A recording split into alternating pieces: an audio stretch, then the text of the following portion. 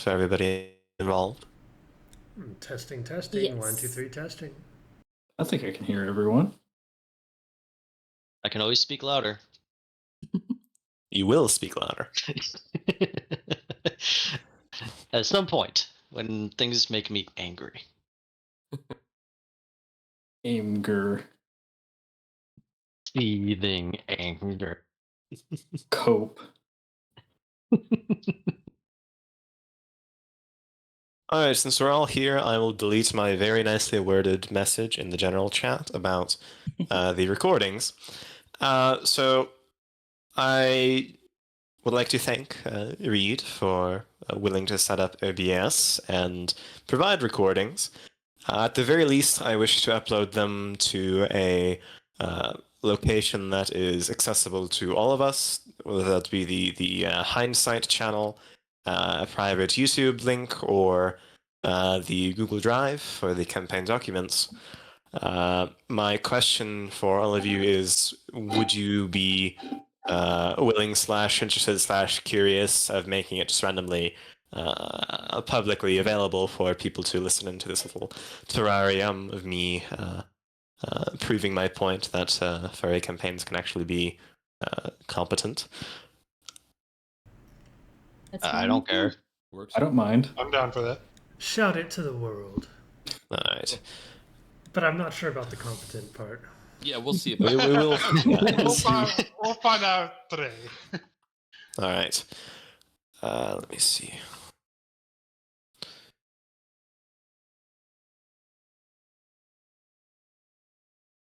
That is a nice notes page you have, Jane. So, are we all ready to begin? We are 10 minutes early, technically, so if you'd like to spend time getting to acclimate to each other for 10 minutes before we actually begin, or whether we can jump right into it, that's completely up to you.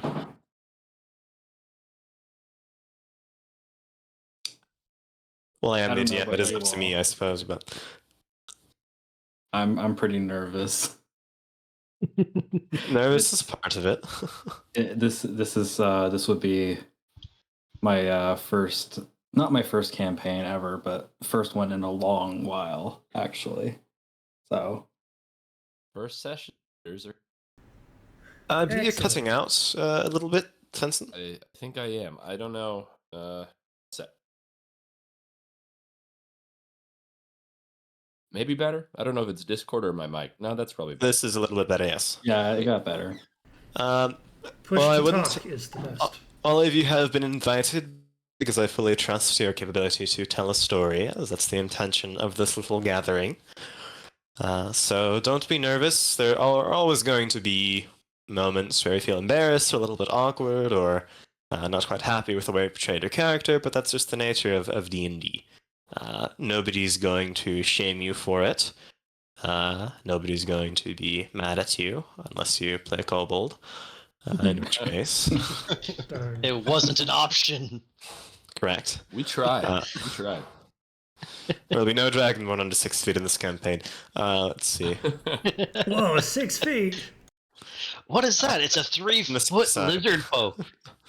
Oh, wow. His name is Kobold. Wow. Interesting. Okay. And he just happens to be a rogue / ranger? Oh no. Gloomstalker, Fighter 2, Crossbow Expert. Cannot roleplay to save his life. Well, if they couldn't roleplay, they wouldn't be in this campaign. According to you. You're absolutely right. Yeah, we couldn't last 30 seconds before we had an aside. I have not begun quite yet. Let me connect my mouse to my computer before I begin DMing. Oh, it's getting serious now. Uh-oh, This is here comes the serious. mouse. The mouse is out. That means that DMing is so far harder than Dark Souls for Fel. Yes, I Oh, did wait, complete what? Dark Souls with a touchpad. Oh my... How do you manage?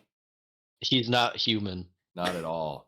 I used rapiers, so I didn't have to do any heavy attacks. I just clicked.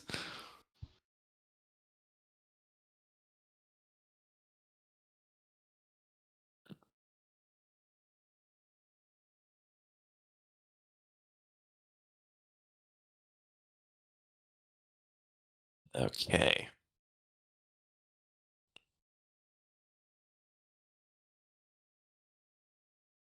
Is everyone on roll 20? 1, 2, 3, 4, 5, 6. Yes, they are.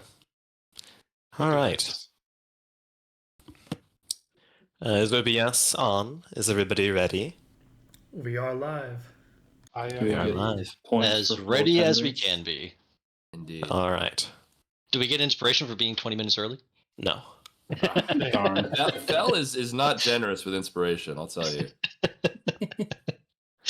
Yes, Fenton is the only one who has been in a campaign with me, so he has all the secrets as to my DMing style.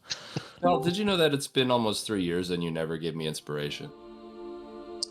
I have given out 2 inspiration in that campaign so far, yes. Oh my god. So, good luck. Music. All right. So, I welcome you to these lands of stained glass, so named for its color, for its vibrancy, for its uncountable shatters that characterize its inhabitants. In its early days, the austere, star-worshipping Vulpinals and tribal, elemental lizard folk populated its mountains and shores. Hinted at by the first motions in the Vulpinals' stars, 9 great deities descended upon the continent, carrying with them one part of the great cosmic wheel of philosophical alignment, and 9 new peoples to compete with those who already existed. The deities, so strong in the conviction of their own principles, engaged in war the land has never seen before. For how could they not? Their beliefs were irreconcilable. The dissenters spoke of this wheel. Ilithar, the first dragon, prismatic in the color of his scales, stabilized the more radical of his kin, presenting himself in 10 different colors to represent the shades of each alignment, resulting in an era of relative peace as the progeny of the great deities found their place in this tumultuous world. It lasted until the conniving of Srivasi, the deity of evil undiluted by law or chaos, sent his Yuan-Ti blasphemers disguised as other kin to preach of zealotry in its essence. It did not matter which alignment they cried out on behalf of, only that the dragonborn followers of Ilithar forgot their ways of neutrality. Once Ilithar's followers had grown far enough apart, the 10 faces of Ilithar gained their own consciousnesses and tore themselves apart on the seams of Ilithar's inconsistencies. The Draconic Pantheon was now born, and the Dragon Wars rekindled the lurking hatred of the great deities for one another. Chaos reigned. Deities were slain, civilizations raised, cataclysms descended from the sky. It was only after the apotheosis of 6 exceptional mortals, now known as the Risen Pantheon, who banished the great deities to demi-planes of their own creation. It was only then that the stained glass lands knew peace. Not powerful enough to become true deities themselves, the 10 true dragons went into hiding from the everlasting crusade of Gashgal, the mythical dragon slayer, and at last a balance was found. Centuries later, the droning whir of fantastical airships and smoke-belching, golden-gilded Galeans touched down on the eastern shores of the stained glass lands. An empire seeking gold, known as the Orm Throne, armed itself with gunpowder and steel, seeking naught but the conquering of territories and gutting it of its gold to appease its emperor. Magic battled technological might, and a tenuous peace treaty was signed only 10 years before the warm, stuffy evening punctuated by the brisk autumn wind heralding autumn in which we find ourselves tonight. The stage is set. The sprawling Ochre Kingdom in the northwest, run by the undead King Amadeus, fights to reclaim territories lost after his first death. The Inari dynasty to the south remains the last of the star-seeking Vulpinals. New Kylax, a land of poets and renegades, occupies the fertile valleys between. On the other side of the continent, the Arm-Throne Protectorate lords over the Suval Forest and its surrounding environs. The massive desert, known as the Shimmering Sands, remains aloof, filled with bandits and riches beyond most people's recognition. And in the center, spanning the land bridge between its two halves, the Tlani Basin, once a bastion of lawful nobles hoping to escape the chaos of their own minds, fell to a racking scream heard across the world in which the majority of citizens in its epicenter, Turisaz, were killed and have returned to half-life as crawling undead. But all of those tragedies are far away this particular evening. We find ourselves in the Twin Blade cities, an independent city-state formed by a coalition of Minotaur and Vulpinals who wish to escape the oppressive grip of, respectively, the Minotaur kingdoms in the Bang Peninsula and the stifling oppression of the Inari dynasty to their south. Starting originally as two military outposts some 2 miles apart, an offer of mutual peace was extended, and the cities slowly grew until they connected along the river separating them, merging it into one harmonious town. The Vulpinals themselves believe the stars contain the souls of those who burned brightly in life, and their motions in the night sky above can reveal much about their fates. Twice per year, once marking the end of summer, and the other marking the end of winter, Aerka's tears, a meteor shower, streaks across the nebulous, moonless sky above, and it is then when the Vulpinals celebrate the most.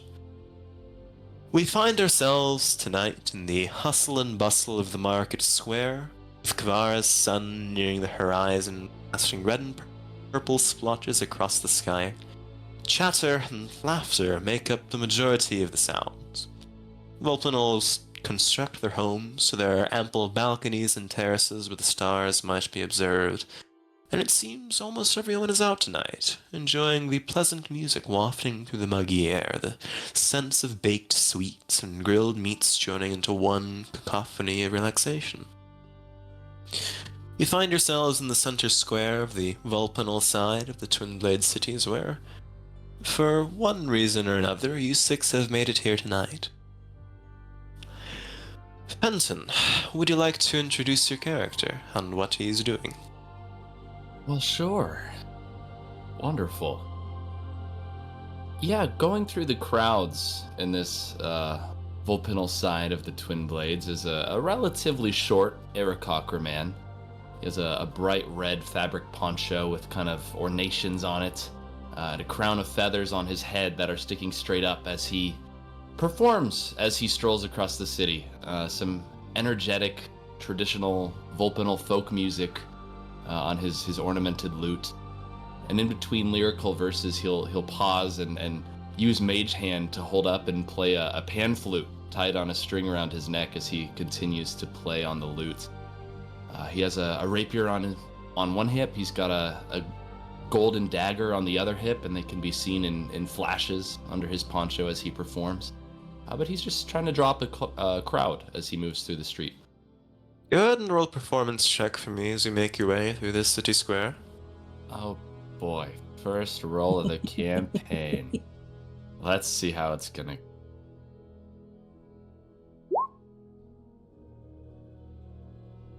16. The center square, especially tonight, is not unfamiliar with the sound of bards strolling through its streets, but it is rare that, especially one singing Vulpinal songs, as in Celestere, their own, Constelia, their own language. It's rare for an Aarakocra to do so, and you gain quite a bit of attention. Not all in the bad way, that Vulpinals are often a very tough crowd and their sort of innate pride with which they carry themselves, but there's about an equal mix of those who seem to look at you with a little bit of, strangeness, like what is this Aarakocra doing in this square singing our songs at our night? But there are a good amount who support you and seem very happy that another individual beyond their own little confines has embraced their culture. I will move to a map now.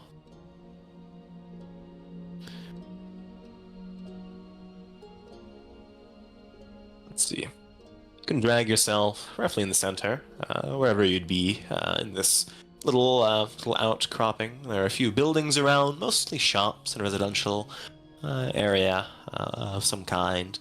Not the actual city proper, where the more elite of the city reside, but here it is where the folk of the land express their joy for their lives and who they are. After the conclusion of one song in particular, there's a sort of round of applause that goes through the crowd, and one point or another, an individual separates themselves and stands forward, offers a few coins if you're accepting them in a pouch, as most street performers do. Very, very tall, with the horns of the Minotaur almost 7 feet in height. Quite wide, burly, but not really in the sort of way many Minotaur warriors are. Definitely has seen the passing of time and relative comfort and abundance of food, but he's very well dressed in sort of elegant fitting sort of tan-colored clothing. You can see a little bit of golden jewelry from one of his horns rattles as he steps forward. You can see rather small spectacles in his little beady eyes compared to the rest of his size, but he stands, places his hands on his hips. By the demeanor of the crowd, you can tell this is an important figure in this town, very well known, and they sort of allow him to step forward, but he says, "Well then, don't get many Aarakocra wandering through our town. To what pleasure can I accept you into to the Twin Blade cities?" Well, I do appreciate it, friend. If I might inquire... Well, this is my first time attending these festivities, and it is, I suppose, a sightseeing tour of mine.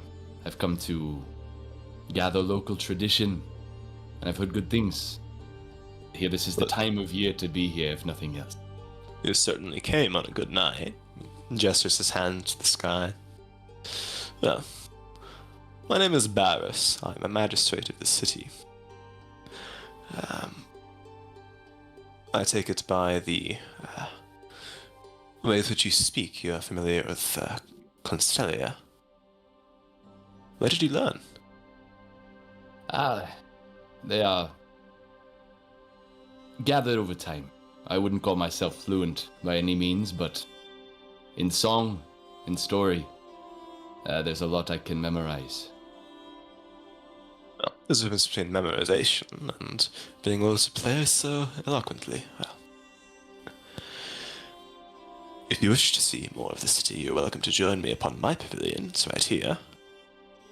That would be Gestures fine. up to one of the sort of platforms where there's a group of individuals, some Minotaur, some Vulpin, a little bit more elegantly dressed than the common population. And of course, I wouldn't want to interrupt you playing, but when the stars fall, we have quite a good place to see from. I imagine you have seen the tears fall before then. Many times, and it never gets old. Darius, might I ask you, of all the times you've seen them shoot across the sky, have you ever personally, or perhaps do you know anyone who claims to have seen a shard fall? That's mere rumor and the speaking of midwives who seek to scare their children. The stars are simply, in my opinion, a fact of the world. Vulpinals are the ones who try to devise meaning in them. Not that I want to interrupt. So you figure maybe the pursuit of the Inari dynasty, the Star Scourge, was for folklore? It can be a very important thing to someone. Their own folklore. This is true.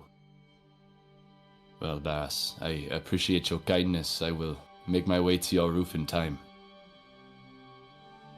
Then enjoy. I will see you there. He pulls away from the crowd and ascends up the nearby stairs to this little pavilion right here, and joins some of the other individuals there for speaking. All right. Leora, would you like to introduce your character and what you are doing on this evening? All right, so Leora, a black Vulpinol fox, she would be wandering around, kind of following the trail of music, but not too terribly closely. She's just enjoying the serenity that can be found in this kind of celebration.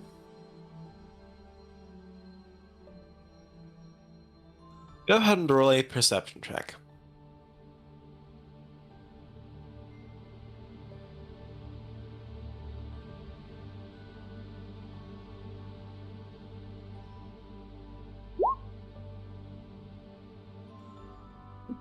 Four.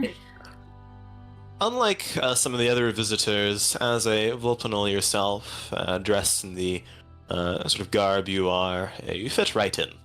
And many, give respectful nods as you pass through, meandering without any real direction in this hustle and bustle. You can see market vendors selling traditional Inari food.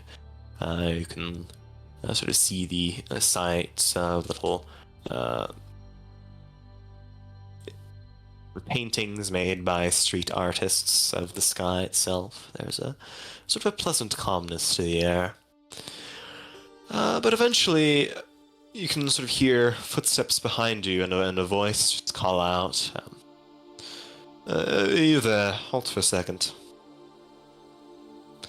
And turning around, there is a sort of whip-thin, orange-furred Vulpinol. You can see the whiskers are sort of grayed with a slight amount of age. He's dressed in what seems to be sort of metal armor, but not one that's restrictive in any way. And he sort of carries with him a very, very large, what appears to be curved twin blade, as one would a staff. That he kind of half leans on, tilts his head towards you. Hello. Is there something that I could help you with? I have my sincere apologies for interrupting an individual, but in terms of introductions, my name is the Wardmaster Aido. Where did you get that staff of yours? Well, I actually had a meeting not too long ago. I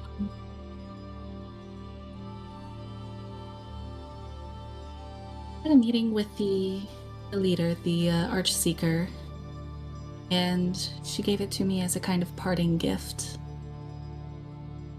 You can see his eyes widen slightly. He bows a little at the waist, and he just mentions, so you're one of the upper castes in the dynasty, yes?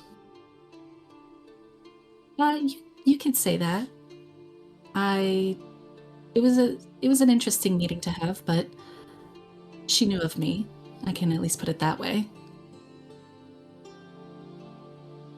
Right. I'd like you to roll an insight check.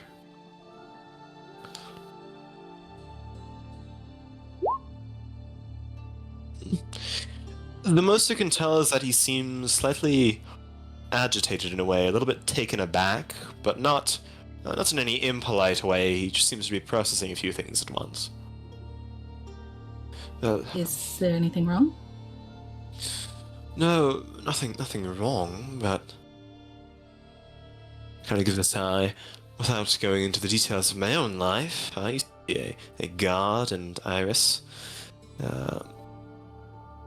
I left because I saw something in the stars. I interpreted it as an omen that somewhere away from the Farai Kossi, I would find an individual carrying a staff such as yours.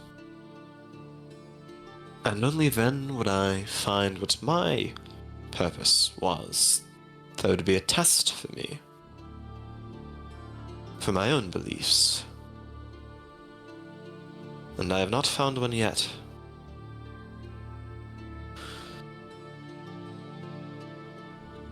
I do apologize, but I must be back to my duties. Keep yourself safe. You do the same. Maybe I'll see you around. I'd kind of like take a step back.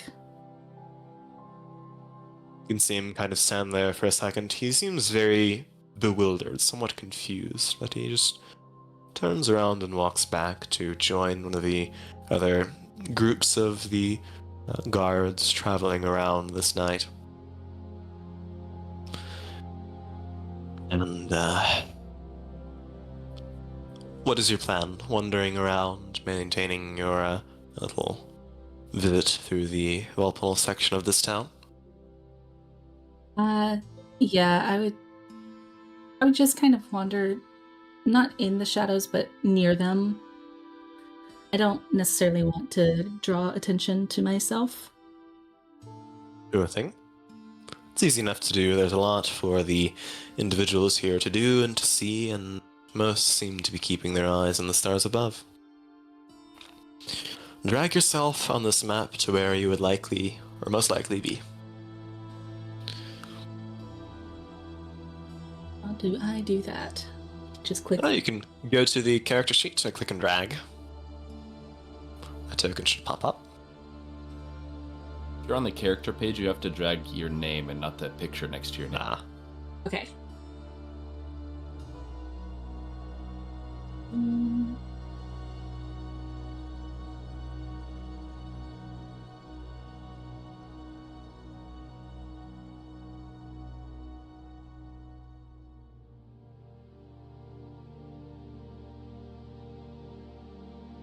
I'm going to change the ambience for a second.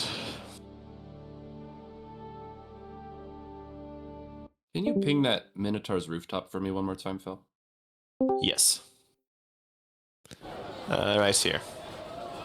Thank you.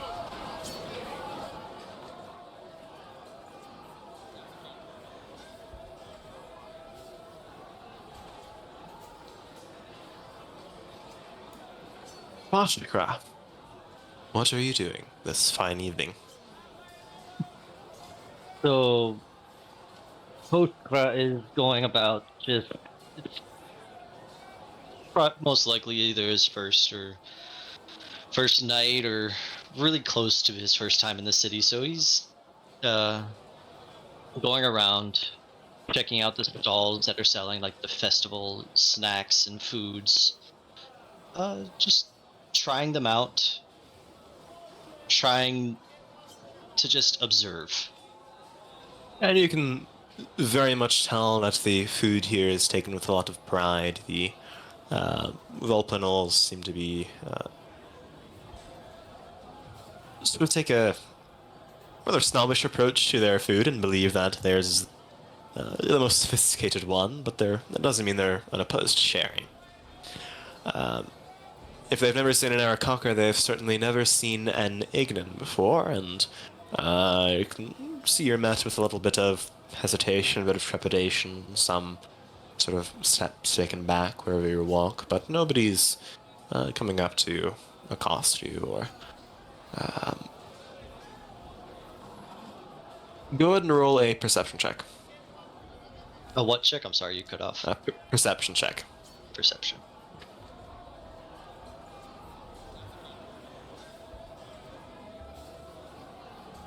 Why did that do it twice? Most of the crowds have already built up. I think that's, you may have clicked advantage toggle on your token. No, pardon me, on your character sheet. I think the advantage toggle went away and you have to go turn it back on, but... Maybe it just double-clicked on me by accident. Possibly. Actually, No one knows for all 20. Because, like, if you have advantage or if you have disadvantage, that one roll works for all of it. because you can just Makes take, sense. first, lowest, or highest. Yeah. All right. But most of the attractions for the evening sort of clustered around, and people seem to be spending with their own family or friends, drinking, enjoying the night. Find yourself walking past another Vulpinal performer. You can see doing a card trick. Lorenz, would you like to introduce your character?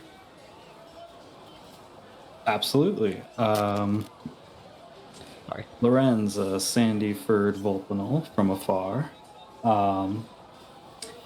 He flicks and fans a deck of cards between his hands, elegantly, borderline supernatural.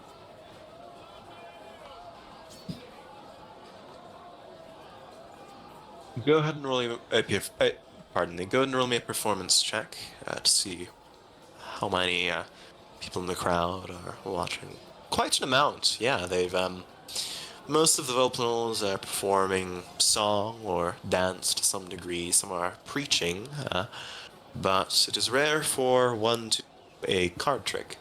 And you can see especially some of the younger are flocking around you, sort of interested in the way the cards work, or interested in the large Ignan wandering by.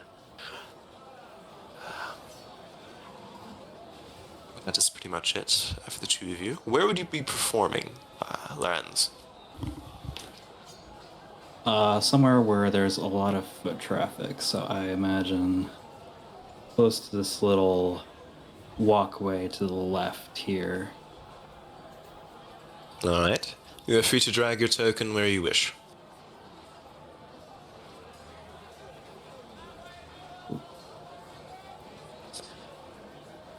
And Toshka, you are the foot traffic.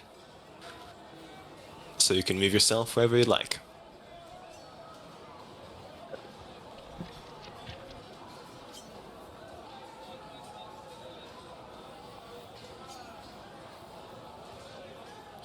Beyond that, if you two would like to have a conversation with each other or anybody in the crowd, you are welcome to. It seems there are only a few minutes left until dusk truly falls and the night's show begins.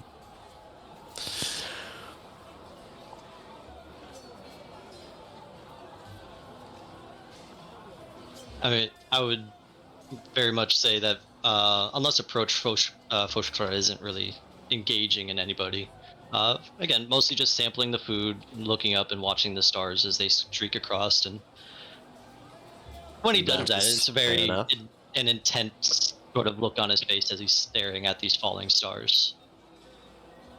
Less enjoying, more studying, more observing.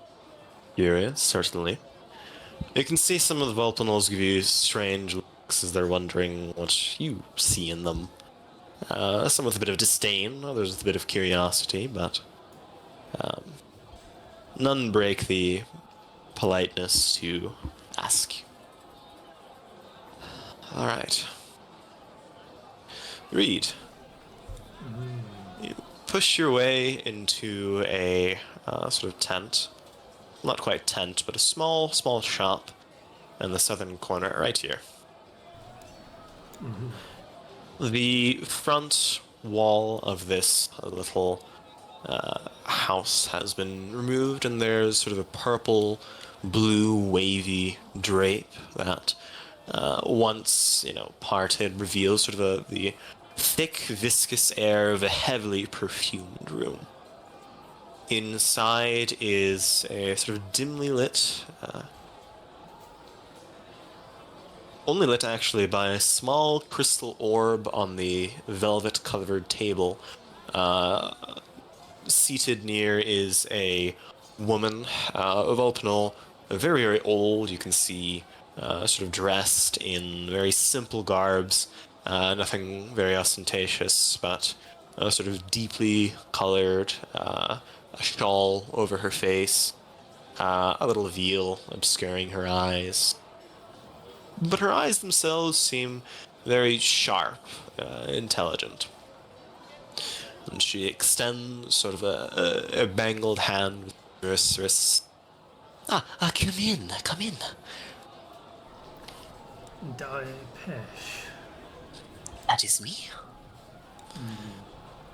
Reed will enter, kind of a scrawny-looking gnoll, about middle age maybe, which is an achievement for a gnoll.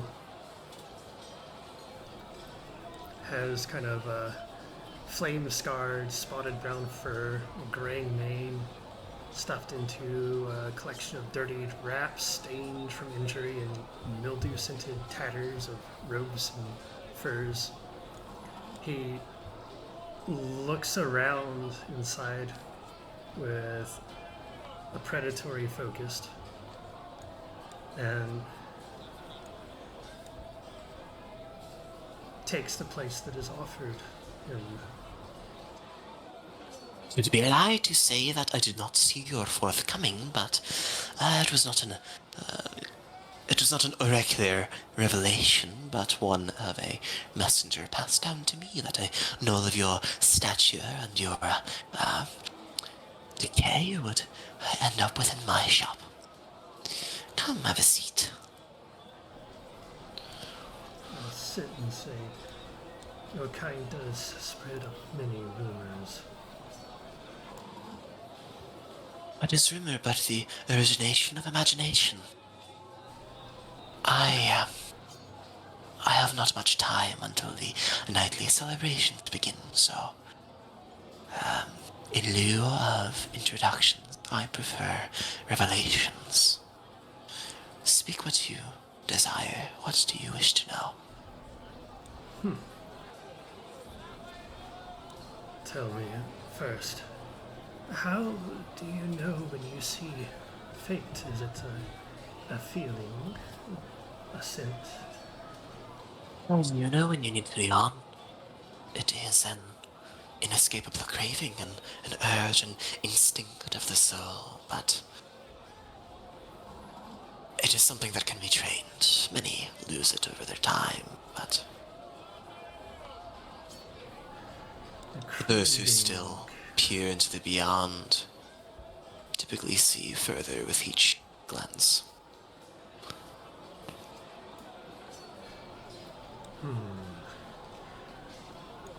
I take it you know where I have come from. Child, one does not need to be an oracle to see that you have trudged away from Turisas. Yes. I will return Tani to its natural state. Tell me, how will that be accomplished? Let me see.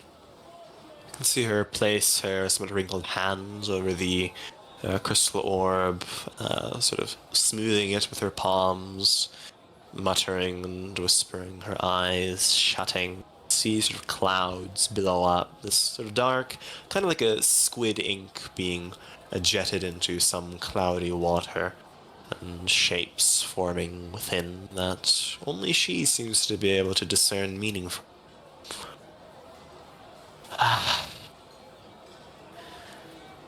Clanny is currently a scab across the land, one which needles have been thrust into and clots removed so that the blood might become infected with pus. For us to heal, you must discover the source of this curse. But I would be wary of your method of treatment for this wound of nature. I do not know what, but I can glean many ways in which it meets a far darker fate. That will be my choice. Where will I find the allies and resources to make it so? There's your palm to me. Fine.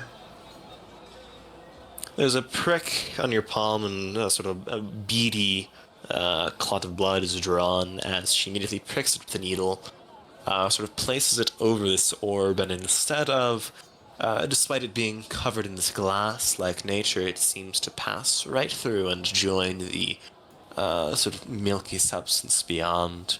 She repeats the process and frowns. You can see consternation and sort of curiosity and a little bit of trepidation into her eyes, but she eventually says, "Very, that is your name, is it not?" It is. There is something curious about you. I am mostly able to sense faint connections of blood in those who wander by, but the allies you will meet, something stranger and brighter links you. Even I am blinded before I can foresee them. All I can say is that we will meet them soon.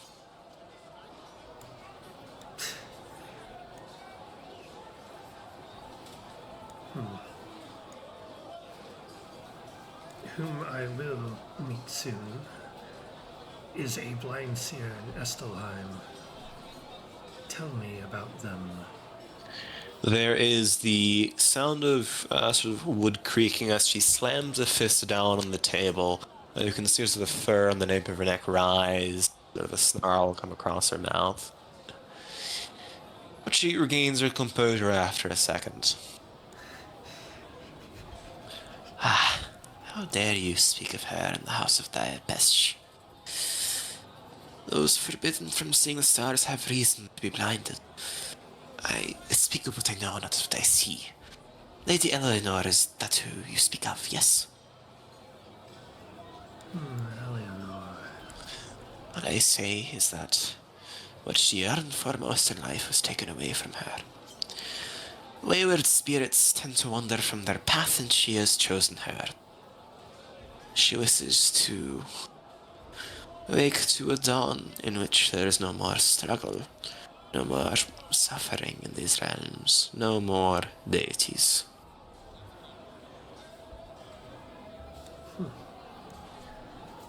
Seems a far-fetched goal.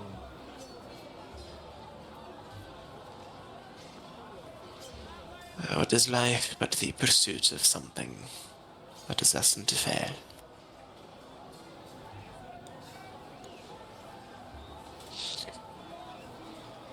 I have a question for you. What makes you believe that you are capable of accomplishing that which you speak of? Many have and are trying to heal the wounded Tlani. You seem certain that you will.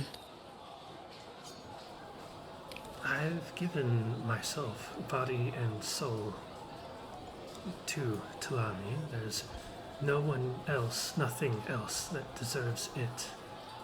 I am still alive, still savable. Talani is. I do not need anything else to think that.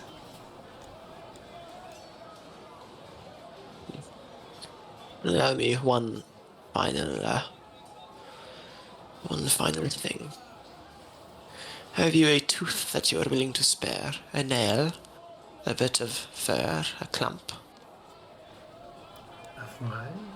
I will not ask you an eye. Later. Why do you need this? The stars are the conduit in which I glean my fate. The stars were strong around you. I gleaned you first. I wish to do so again to provide you more guidance out of my own curiosity, which may come to your aid. Can I detect any hint of malice in Diapesh? Go ahead and roll an insight check. 11.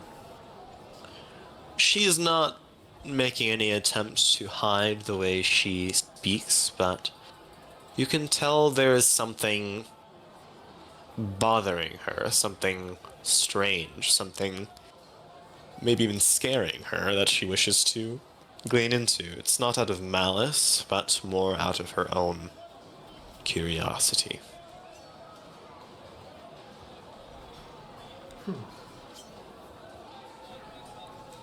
If it is worth your time, then either I will find you or fate will bring you to me. Later. I'll stand.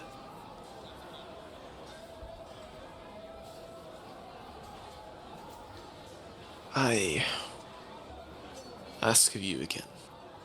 I am old. I do not have many years left. The stars have revealed certain things to me. If you wish to ask why I have not asked you for payment yet, it was because I was told one day an undead creature would stumble into my tent, ask for its fate, and that I would know mine. So I do not ask out of, in full honesty, aid for you. I beseech your curiosity to humble my own.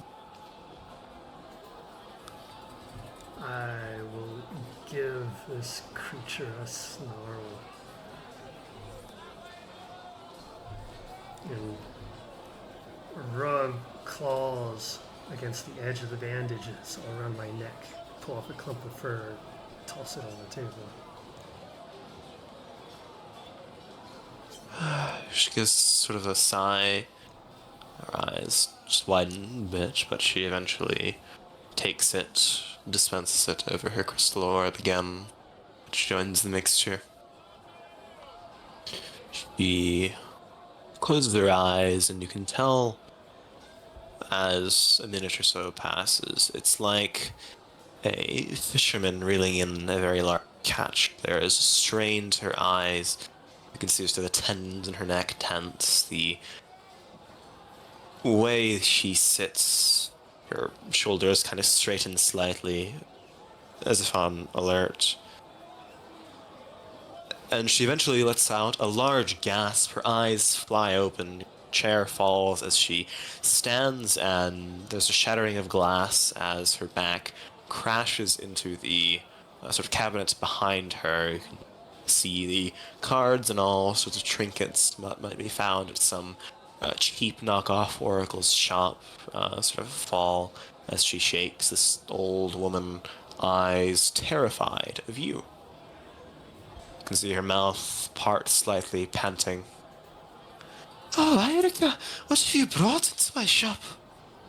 I'll step Oh. forward. No. No, leave, Reed. Lean down over the creature. Tell me what you see in me, pet. Reed, I cannot, for if I were to, Would it stop your it would heart? alter things. Reed, I beg of you.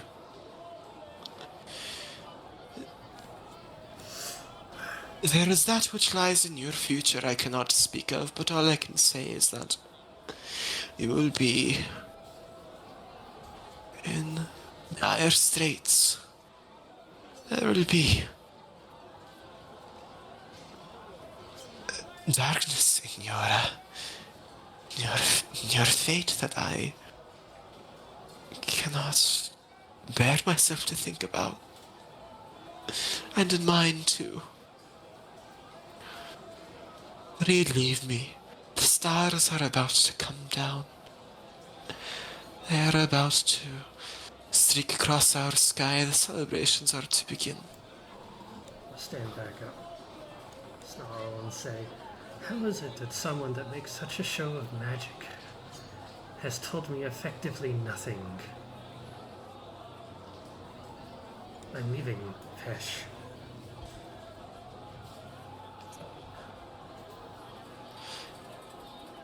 And I shall be with my family. can see her stand and head to the back of the shop, presumably about the back entrance. She's leaving you completely alone. I will You are welcome to exit. walk back out to the street. All right.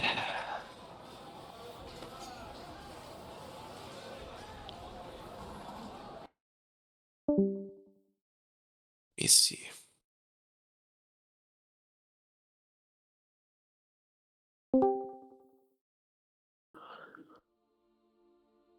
It's around this point, the sun begins to crawl down the horizon. The people around your performance's arc leave. I'd say go ahead and add 7 silver to your, pardon me, to Lorenz to your coin purse, as they are suitably impressed by your performance, and 3 to you, Fenton.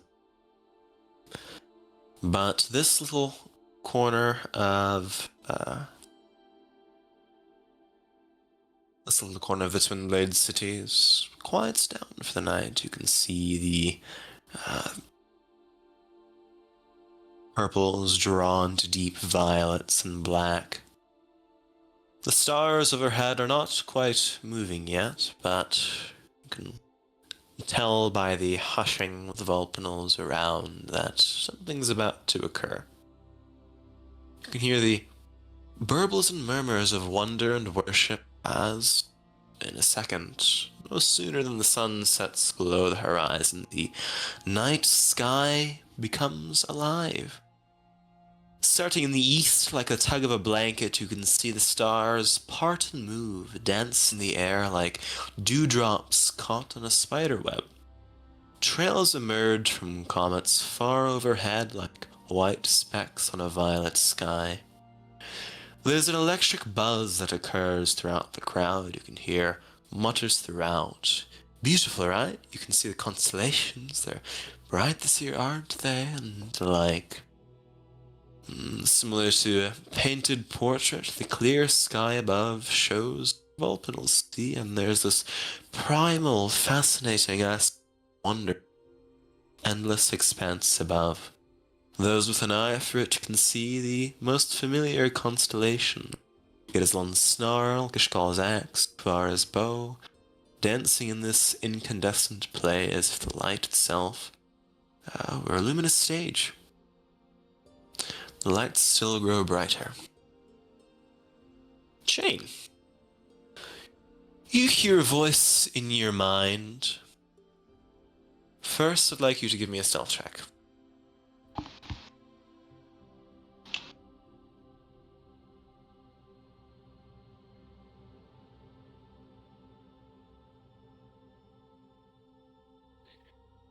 Where are you in relation to your target for the night? Does it say to say that my target was? A Minotaur named Barris, a magistrate for the Gotcha. city. Then I would say He is up on this pavilion right here. So generally in public. I'd say all around here. Yep. Sort of Right there, hiding behind that. along the roof. Yep. Yep, sort of crouching down in this little nook. You can see sort of low beneath you, 1 floor below, the back of a portly minotaur, sort of aged and matches the description you were given. You can see him sort of seated, chatting with sort of Aarakocra and other Vulcanals and Minotaur as the night continues on and the stars begin their show. Everybody seems distracted, and Flair mentions to you, through the telepathic bond you share. What is his status? He's still standing. Is he showing signs of poison? No, not yet. Then it is your time to prove to the Order that you are worth it. Do as you must. Will do. And I'll say that he starts to swiftly and quietly move along the rooftops.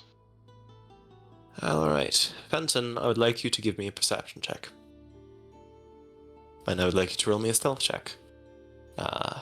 Chain. Oof. Oh,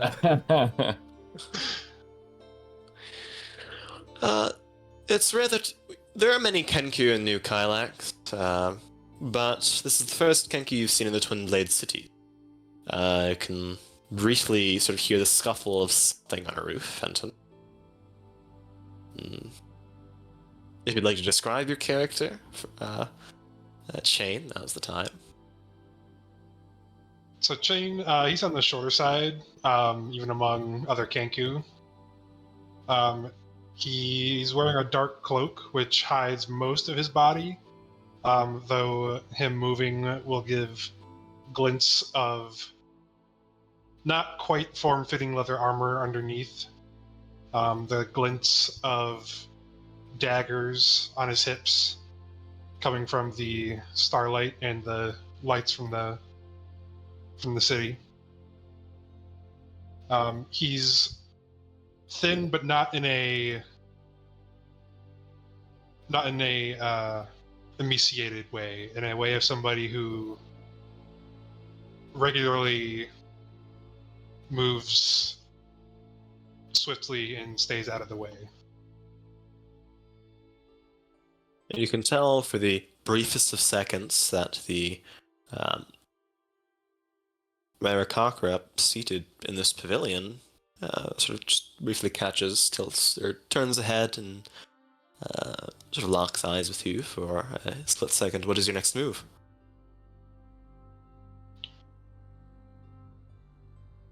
There's a in that brief moment before, I'll say, Chain like ducks like completely behind this little rooftop here that he's like behind. A few things kind of like race through his mind. Of course, it's an Aarakocra that's seeing him and getting in his way. And he's going to duck. So he's going to duck down behind, like on the back, and then try to use this to try and block the Aarakocra's view of him, so he can get closer to the edge and his target. Fenton, for a split second you see the beady eyes of a Kenku before they duck beneath the roof. What is your plan? Yeah, when I locked eyes with the Kenku, I cocked an eyebrow. I didn't hide the fact that I had seen them up on the roof there, but I don't react apart from that. I'll continue performance or conversation. All right. Shane, what is your plan?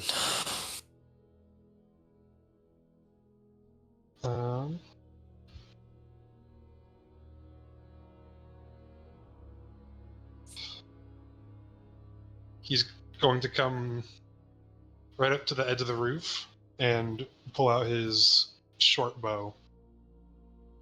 And he's going to aim for the neck. Go ahead and roll an attack roll.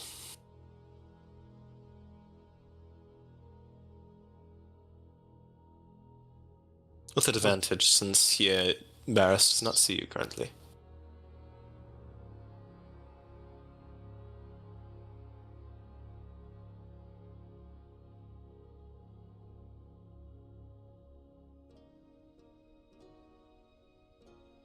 There's the sort of sharp sound of a cry that is cut off as a gurgle as the Minotaur just clutches at the shortbow arrow that is protruding through his neck. You can see him kind of stand, and the crowd around you, Fenton included, can see this Minotaur sort of slowly stand, blood leaking down his shirt. The people in this square don't really seem to notice. The You realize with some fortune that there are few people looking at you anymore in sort of crowded, darkly lit area, but their eyes are instead fixed on the sky. You can see the light grows brighter and brighter and brighter until it almost hurts to look at, of these constellations above. There's something wrong. As if the world were transfixed, it takes but one shout for the square to reanimate, pulled from this starlight trance. It is too bright. Bright enough to make out a lack of shadows on the ground anymore. Bright enough to realize that the light itself is steadily growing. Bright enough to see the little dark spots on the meteors headed straight to the ground, to you. You can see this crowd, as if in slow motion, immediately surge into action. Parents grab their children and begin shutting them indoors. Aged Vulpinals fall to their knees in wide-eyed horror, prayers on their lips. There's this dazzling alabaster sheen over everything. What is everyone doing in this one round before the meteors hit the tides? Wow. Holy shit. Reed, looking up, is going to close his eyes, start laughing. Slow at first and build up. Just have his arms outstretched like he's about to hug the world. I think before the sky really started to brighten in that split second, I will have began to cast Healing Word, and I maybe got a little distracted, but I'll still cast Healing Word on Varys. You're welcome to sort of mutter a spell to try to heal the arterial wound that's in this Minotaur's neck for the split second before the meteors come crashing down to the ground. Chain, what are you doing?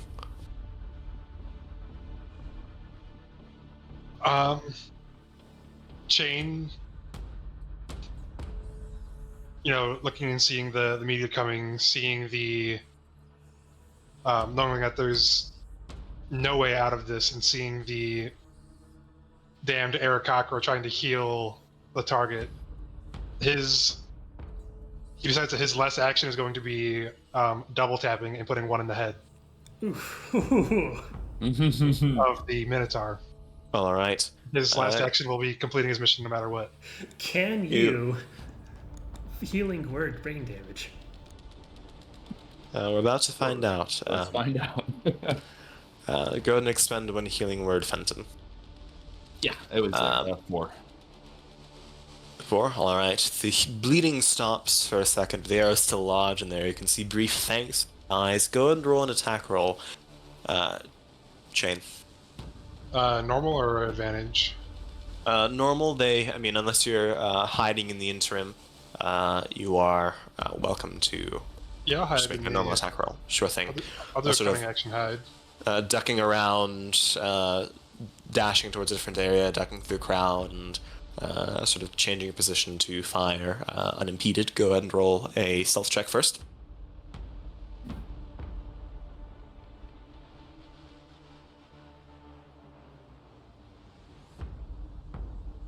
Go ahead and roll a perception check, Fenton, if you'd like. The Kenku seems to disappear behind, and you're unable to track where they went. Go ahead and roll an attack roll with advantage. Varys does not see you. Ooh. 17 still. A second bolt sinks into this bull, sort of an upward angle at the jaw where he's currently laid. There's another gurgle of blood. Go ahead and roll damage for this one. With sneak attack. Sneak attack is 1d6. Yes.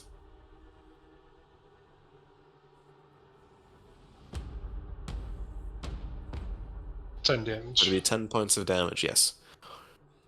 You can see the bull sort of agonal breathing coming out from his neck. Sort of 2 holes in his head. There's not long left for this world. Foshgra, what are you doing in this instant? You can see the stars descending upon this city as chaos in a second from multiple fronts begins to erupt and swell over this town square. So first thing is eyes go wide as he looks up and sees this. The second thing is he's going to look around the crowd around him. Uh, what is the crowd doing? Is it panic, like people running, or are they Uh, frozen? There is absolute pandemonium. There are so many different reactions. Some are trying to sort of usher people indoors. Others are just staring at the sky. Some have begun to pray, not quite sure what's going on. Others are bewildered. Others are confused. It's just complete disorder. What is the hardest build? Gonna cut out for a second. Hello? Uh-oh. Foshgra, check your mic. Hello? There Yeah. you go. You're back.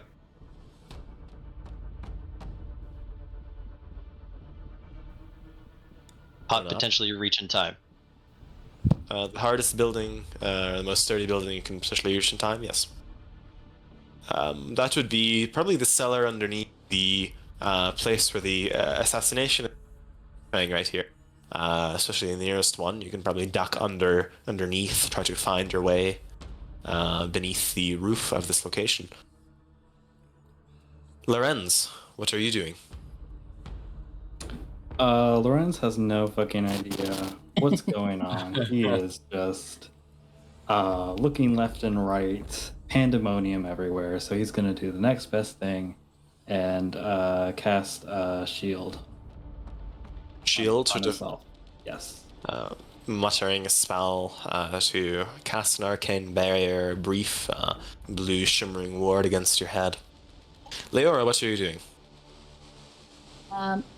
Would I see any, like, children that are just gawking up at the sky, or anybody that I know by any off chance?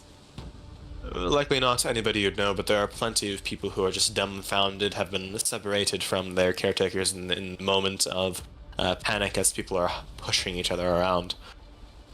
Incredible. I would like to take probably the nearest little one that I could find and hide under a little rooftop next to me.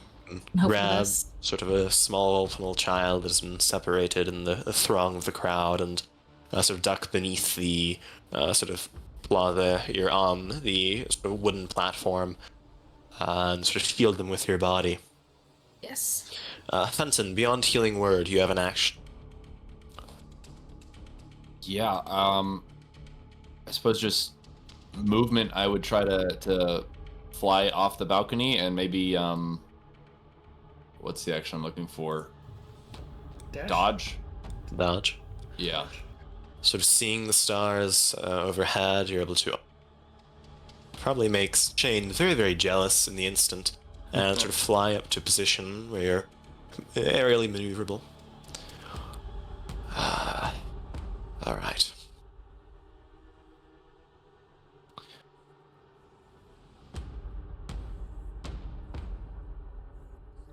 Let me see. I was gonna add one extra thing to what Foshkra was doing. Go for it. So as he identifies the building, sort of like what Leora was doing, he was gonna grab just two people that just looked like they were just stuck, and just charge with them into that cellar. Fair enough. You're able to sort of wrap your wrists around some of the more, I guess, elderly or straggling members of the square and sort of shove them inside before Maelstrom hits. And then, a few seconds later, the cacophonous sound is deafening. You can hear the crunch of wood splintering, the groan of rocks embedded into the soil. You can hear screams, shouts, and then nothing. Like drops of oil hitting water, causing waves to surface. Something distorts the sight before you as soon as the meat strike the ground, as if this shockwave is blurring the sights away. The fixed sights of Vulpinals and Minotaurs running amok in the streets blurs and smutters away as if wiped away by a painter. Leora, the individual you're sort of grabbing on, the cry tapers off into complete silence. You can feel yourself sort of half fall into now is a vacant space. Foshka, your hands grab on sort of something briefly tangible for a second before they just simply fade. This wave of nebulous something washes over you in an instant like the blast of an explosion. And the first thing you feel is a chill in the air, dry, completely different than the sort of the muggy humidness in this evening. There's only the sound of a laughing Knoll, arms outspread. There is otherwise silence. There is nothing. There is stone beneath your feet. You recognize familiar terrain where you stood, but instead of cobblestone and dirt, you stand on the outcropping of rocks. The buildings are in roughly the same places, but they're not buildings. Instead of wood, you see parchment. You see written scrolls taped together in some patchwork quilt. You see the gabled roofs that have been replaced by the spines of books, all with nonsensical scribbled words, some elegant, others choppy and sloppy on everything around you. The sharp smell of ozone permeates the air. Somewhat uncomfortably, somewhat stiflingly, around 5 of you, not 6. A silver cord, like a noose, emanates from your spine and trails some distance away from your neck. You see 5 others with you, alone in the expanse, this semi-world. Nobody else. You see 2 Vulpinals, a Knoll, a Kenku, an Arakakra, and an Ignan. And all around you an infinite void of purple, blue, green, swirling celestial map. It is as if you joined the stars. I will pull up the map.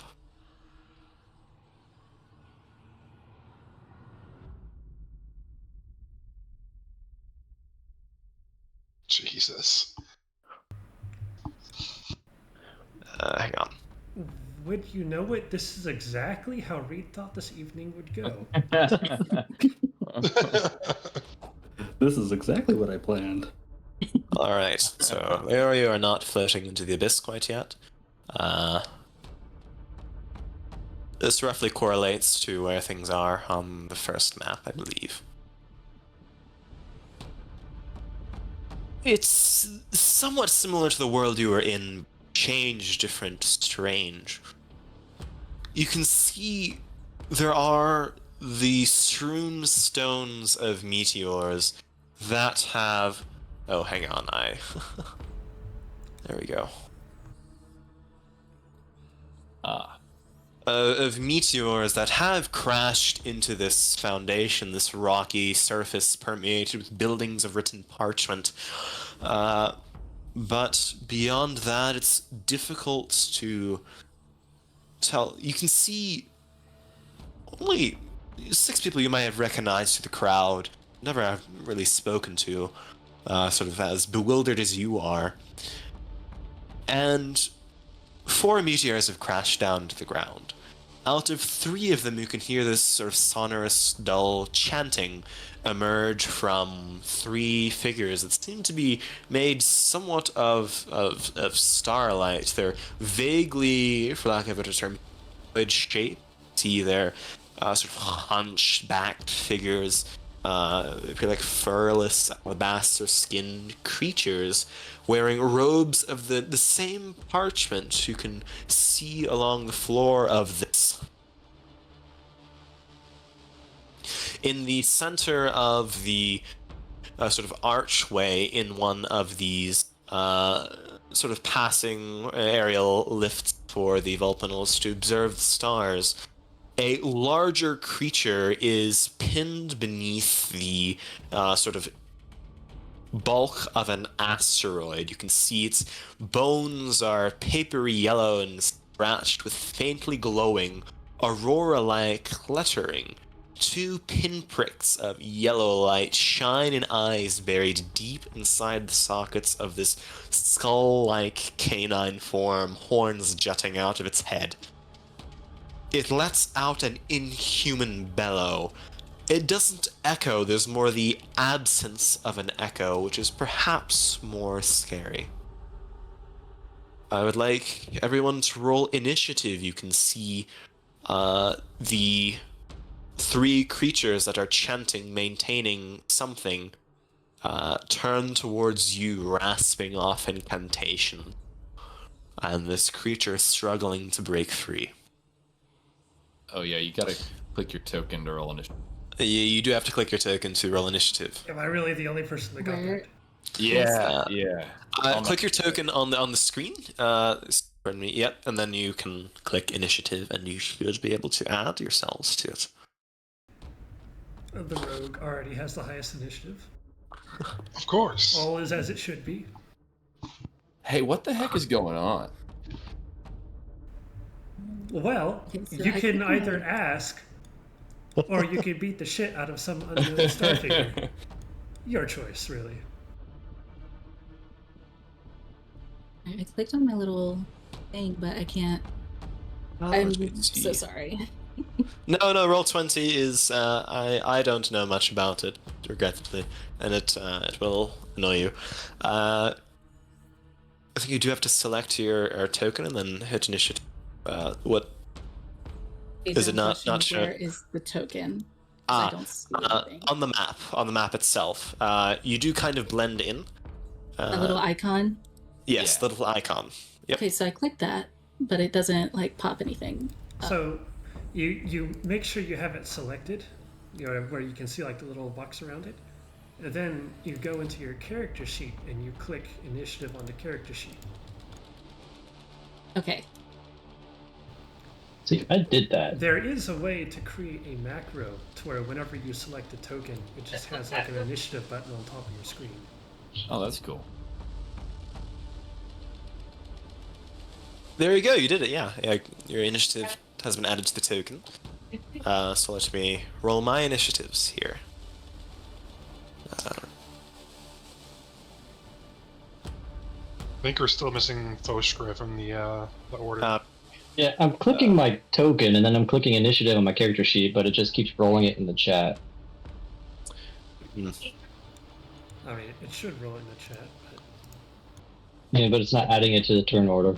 When you click your token, does a little box appear around it and some circles and stuff around it? Yeah, I got the red, green, blue little circles, the settings, and the little bubble.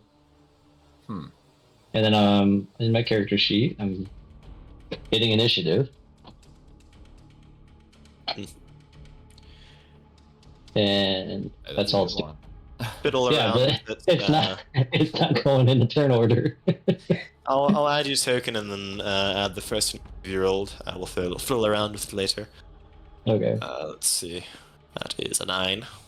Perhaps once I remember how to do macros, I can get with you, Vel, and we can add these to make things quick. Awesome. I have no technical knowledge of Roll20's intricacies, and I do not wish to learn. So I'll relegate it towards you. Let me see. Oh, wait, hold on a second. Responsibility? No, I can't do this. If I move the turn order window, is that moving it for everybody? No. No. Well, because it keeps resetting for me. I thought somebody else was moving it. All right. That would be me because I'm moving it. I don't know why it shows only when I move it, but it is strange. All right. Let's see. These alabaster-skinned creatures begin rasping their spells, and this harbinger, this canine-like creature, yells and shrieks. This sort of inhuman, high-pitched rasp, whine, rattle. Chain, what are you doing? See the Aarakocra, who healed the wounds of Barris, as well as a few other figures you may have seen during your casual observations throughout this town, trapped in this strange, weird place. Well, first thing that Chain's gonna do is like try and see if that connection to flare is still up. There is silence. Then he is.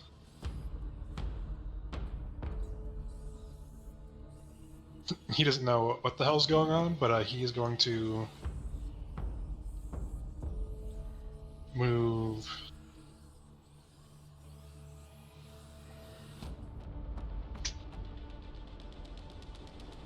It's hard to see the lines.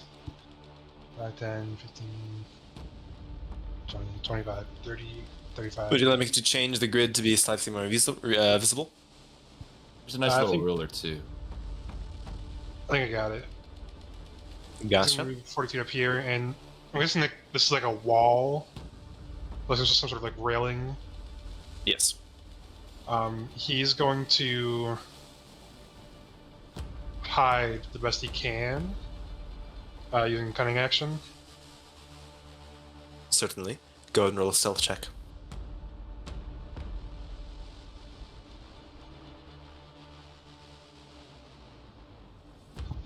You are quite certain you're, at least for the instant, somewhat hidden from the creatures here.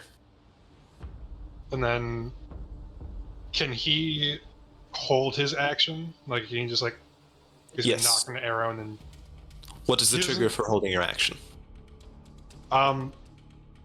if anything tries to attack him, he's just going to attack back. Go for it.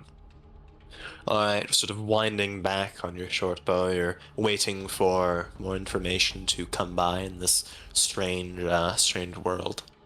Leora, what are you doing? So what kind of spells are they chanting? Do I have any idea? Go ahead and roll an Arcana check.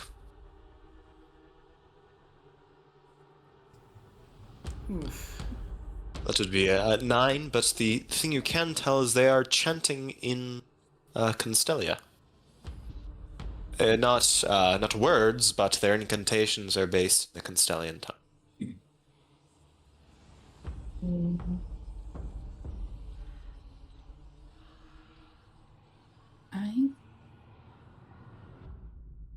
I would kind of want to wait to see what they do. Sure thing.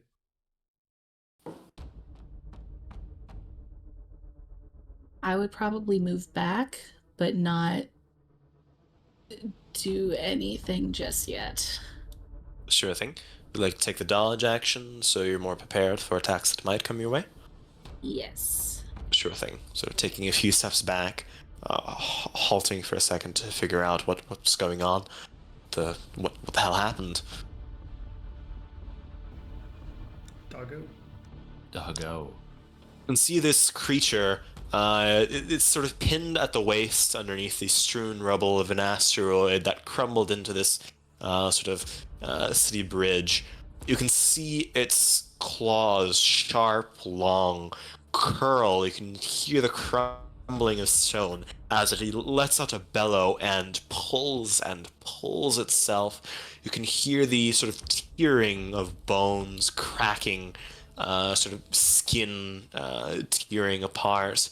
And with one final lurch, you can see it, carried by its own two arms, drags itself free, separating at the waist. You can see sort of the shiny bone of a spine. Blood, black, sort of inky, surges from its wound and splatters across the parchment-like ground. The sharp scent of ink just permeates the air.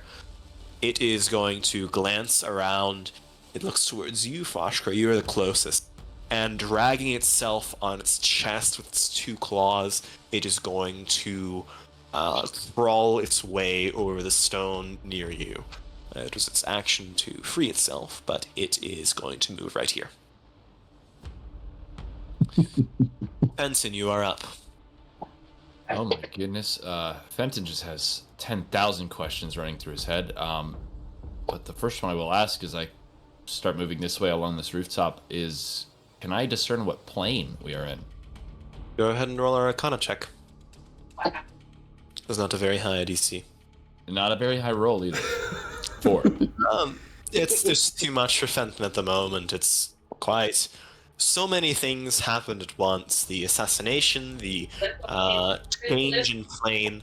Things are wild. Things are strange. You can sense your life is in danger. What are you doing? You're not quite sure which plane it is. Fenton just completely scatterbrained, like half pulls his journal out of his bag before throwing it back in there. Still holding his loot in front of him from earlier. I'm gonna look down. Ignan, stand firm. We'll figure this out. And I will strum a chord on the lute and use a bardic inspiration on Foshgra. Hey. All right. First inspiration. That is a d6 whenever you want to use it. It's not an action, is it? Bonus action to use a bardic inspiration. Excellent. Then I will dodge as well. All right. Sort of giving words to the Ignan warrior you can see, and preparing yourself for whatever may come your way. Let's just say atop that rooftop. Reed, you are up. Looking at this cat creature and this doggo, can I see hostile intent? Very much so, especially from the dog creature.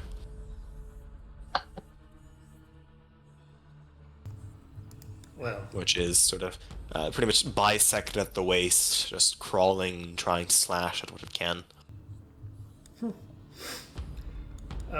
Reed will recover from his entranced state at the light, pulse himself with positive energy, flushing the wounds on his corpse with like green growth and lichen and moss, as I'll activate my symbiotic entity.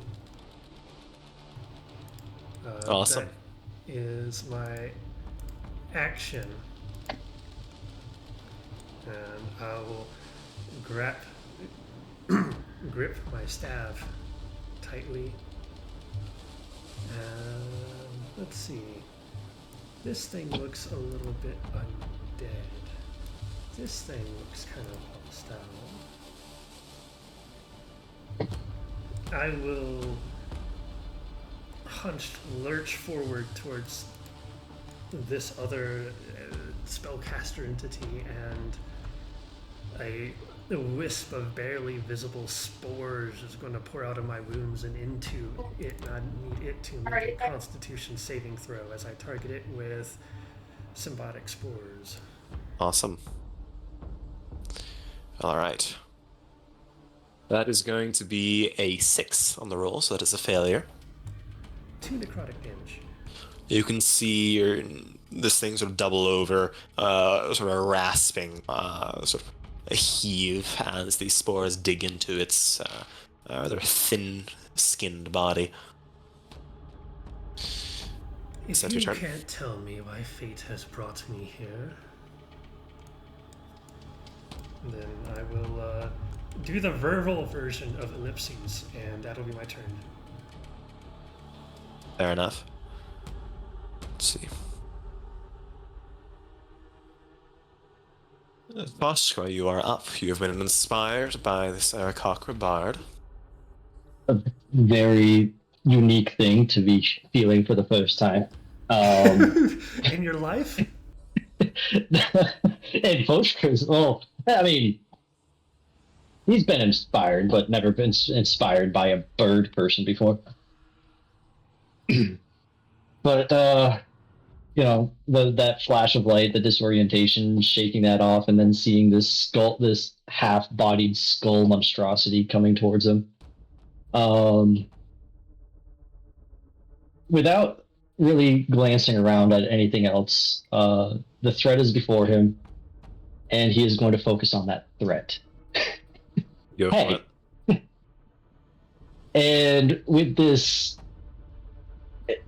it just, in challenging him, so Foshgra lets out this enraged roar of just, in his body, like from in between the scales, you see like the what looks like almost like burning embers as he enters his enraged state. He's going to lunge at this creature with claws and teeth and bite into it. Go for it. That's what hits your jaws, sort of crunch into this thing's bony like scales. You can, not scales, but hide. You can hear it howl in pain. Go and roll damage. Will be 6 points of piercing and 2 fire. All right. And that inspiration, is that only on attack rolls, or is that like, can that be used on damage as well? Anything but damage, pretty much. Okay. All right. All right. What does it taste like?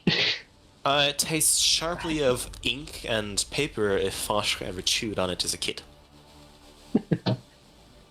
Well, yeah, he probably wouldn't have tasted paper or ink. But after biting into it, he's gonna like make this disgusted face and kind of like spit out the inky blackness and be like, "Your things shall be removed from this land."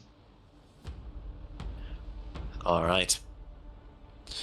These prophets are up. The one near you, Reed, turns and it is going to mutter something. It sort of hooks two of its claws around one eye and pulls the eyelid apart. The eye swells and swells and glows with a balloon light. I would like you to roll a wisdom saving throw. Pardon me, charisma saving throw.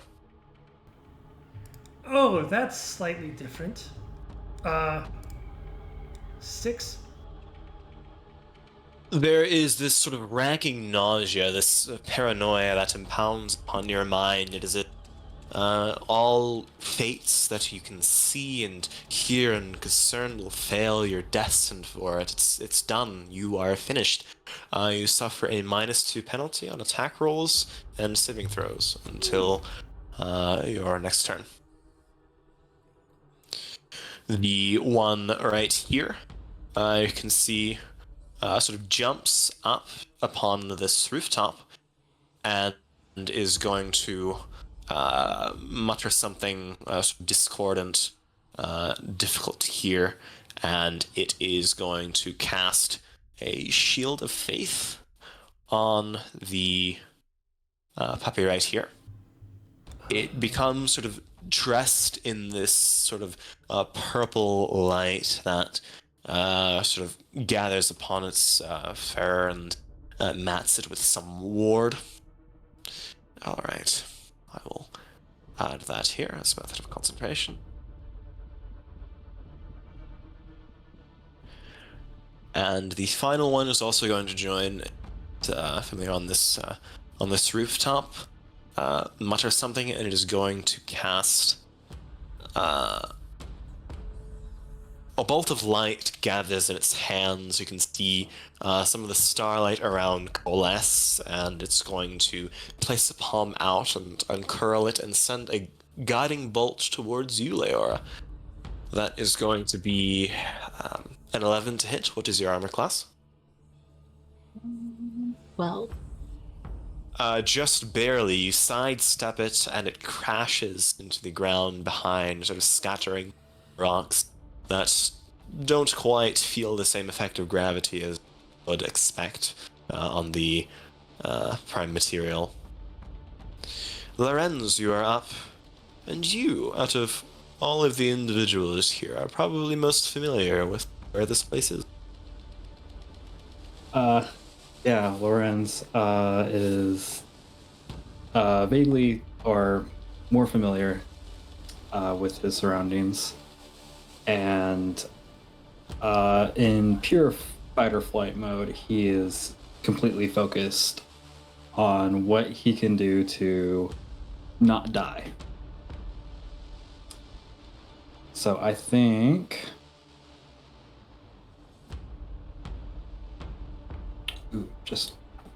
Okay, he's going to cast Ray of Frost onto this one here. Sure thing. Go ahead and roll that. Absolutely will hit. Sort of a bolt of frosty energy emanates from your hand. Crashes into this creature.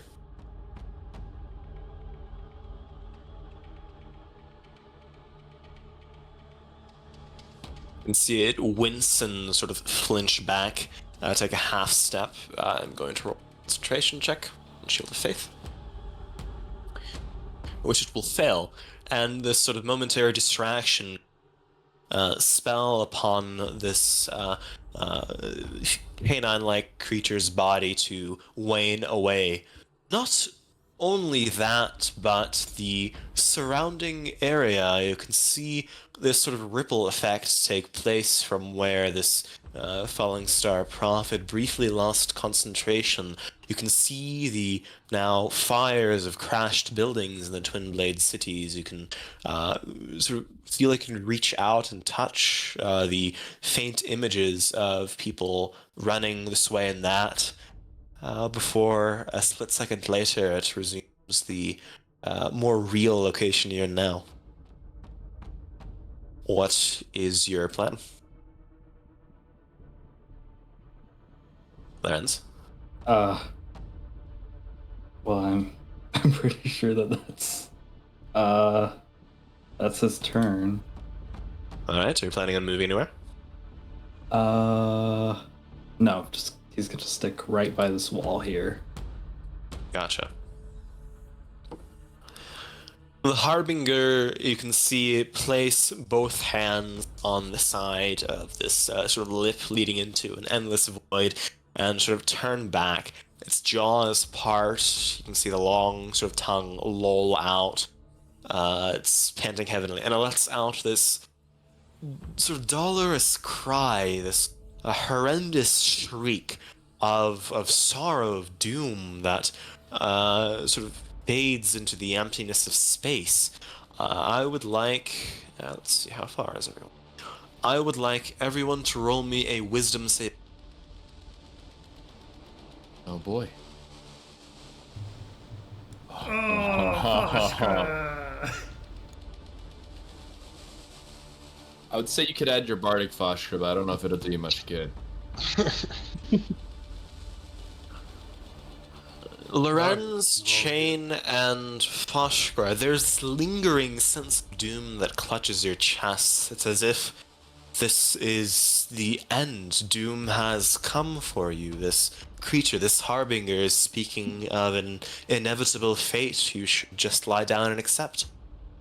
You currently, your movement speed drops to 0. And it is going to take an attack against you, Foshkra. It is going to use its multi-attack feature. It's going to bite you. No, not Foshkra.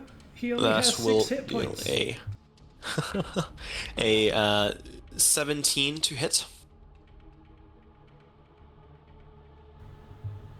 He's muted. Foshkra. That hits. You will take 4 points of piercing damage as sort of teeth crash into your arm, sort of piercing through the scales. Barbarian Rage should half that to 2. Ooh. Its second attack is going to be let me see, 22 to hit, which I assume also hits. It's going to sweep at you with one of its remaining claws, which is going to deal a total of 6 slashing damage, halves to 3.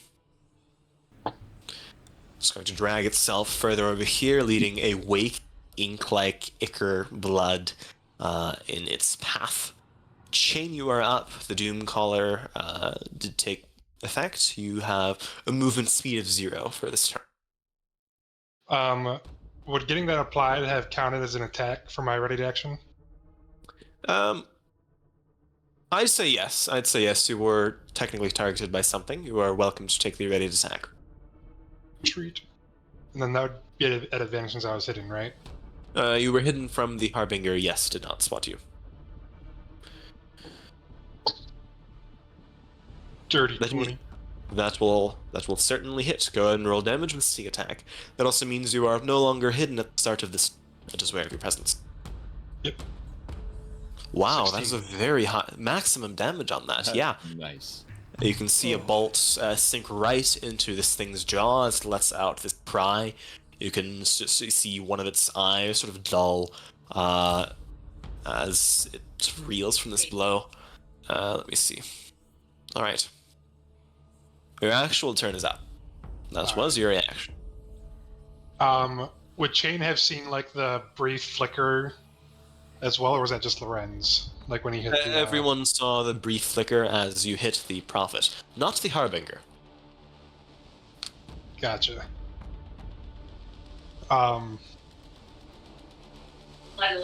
Well, obviously, Craven's first instinct would be to flee, but given that his legs are like actively not working, his only other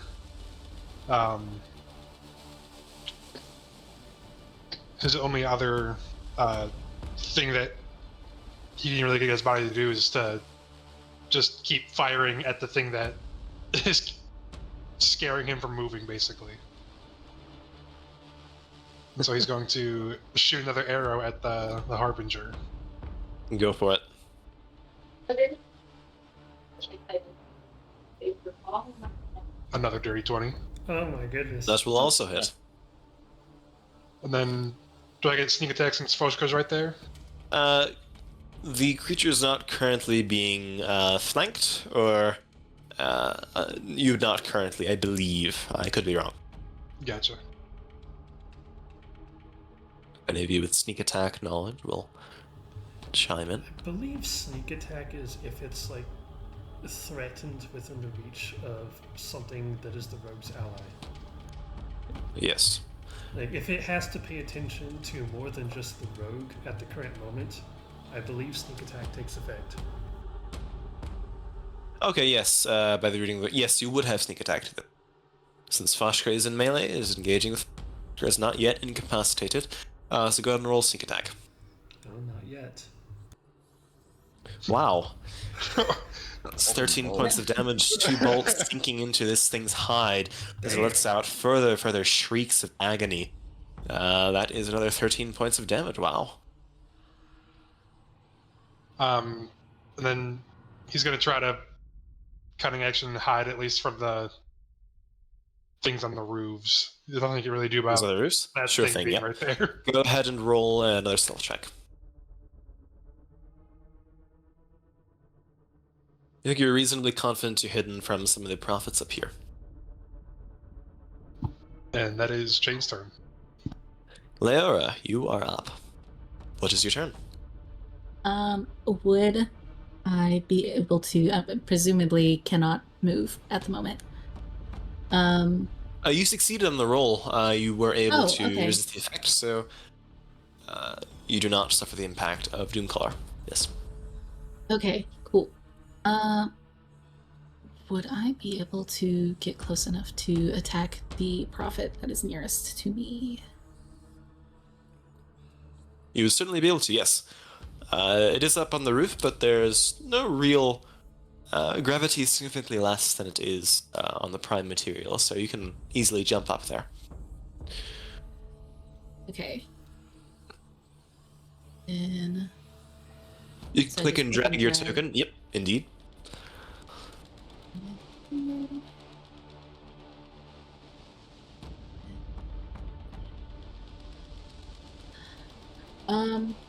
I would like to try to hit with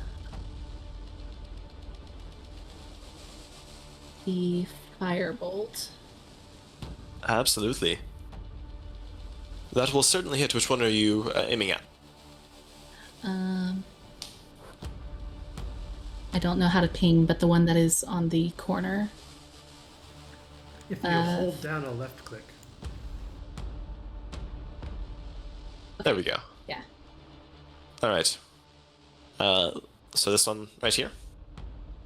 Let me get my ruler out. There we go. This one. Yes. All right, that will hit. Go ahead and roll damage. This is a 1d10.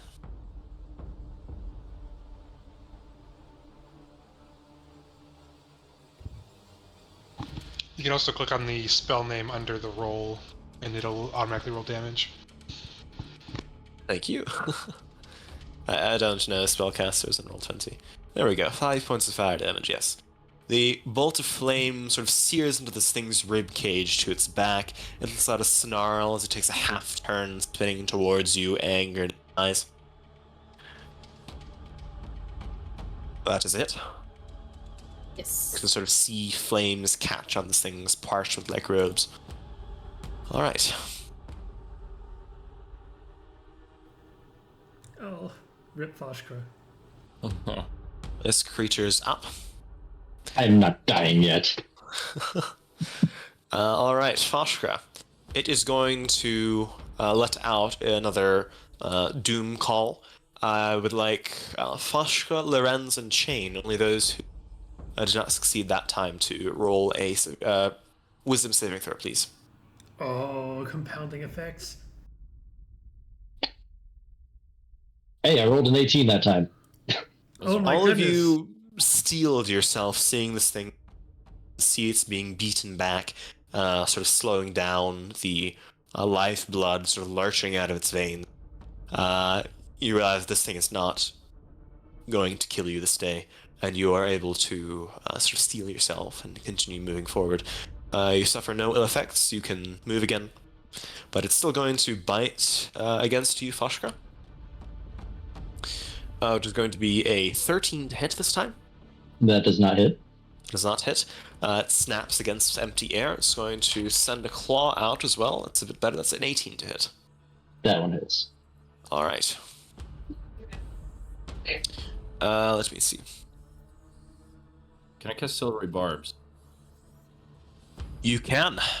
I will reaction Silvery Barbs to give that roll disadvantage. All right. It's going to roll again. That is better than the last roll.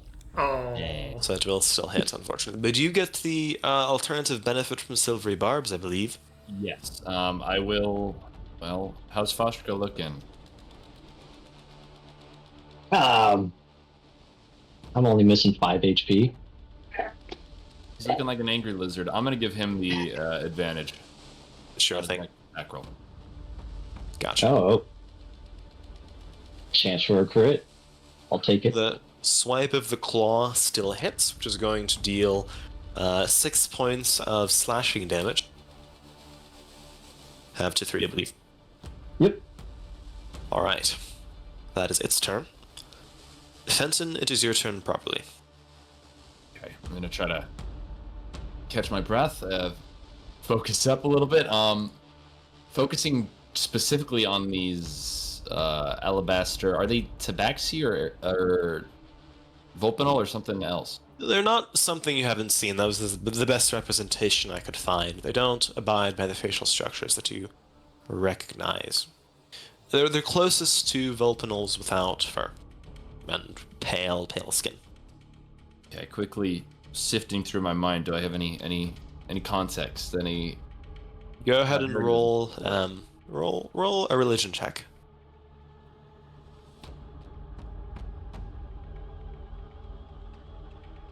You know that these things are what is most commonly referred to as a hag in the context of the stained glass lands.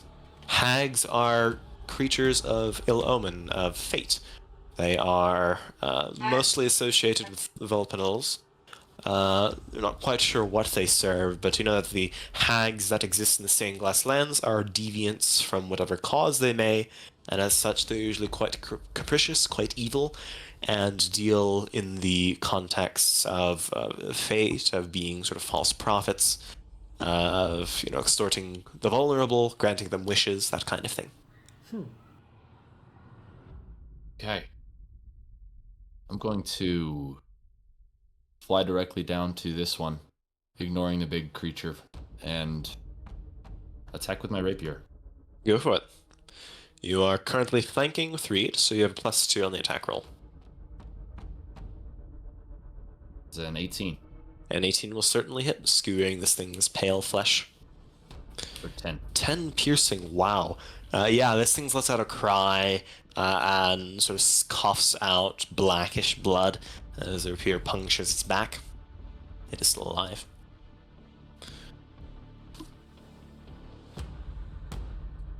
Can I ask? I'm trying to figure out the weapons remastered. Skewering, Yes. if it exceeds AC by 5, I can Correct. add proficiency to the next roll. It does exceed its armor class by 5. Okay. I'll note that for the next time around. That's my turn. All right. Reed, it is your turn. Yes. I'm going to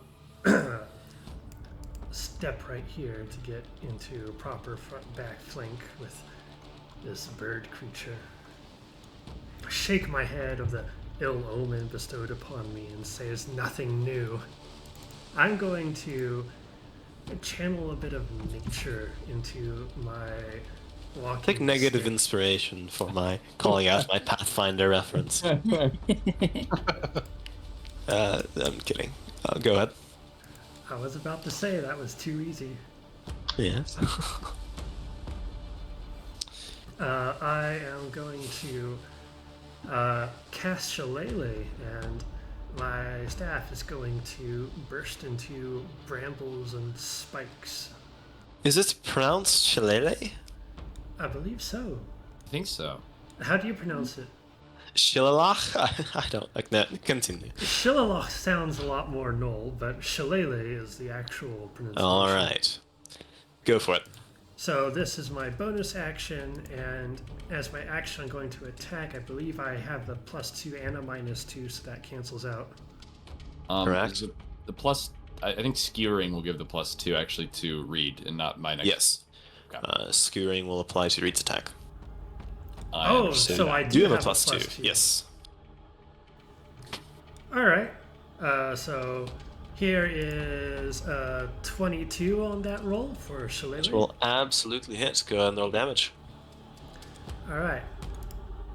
That's 12 bludgeoning damage, max roll, with an additional 3 necrotic damage from my symbiotic entity. With the sort of sickening crunch of an empowered staff on this thing's thin skull, I can see part of its head not quite return to where it did before the staff impacted it, and it crumbles over, sort of collapsing on the ground.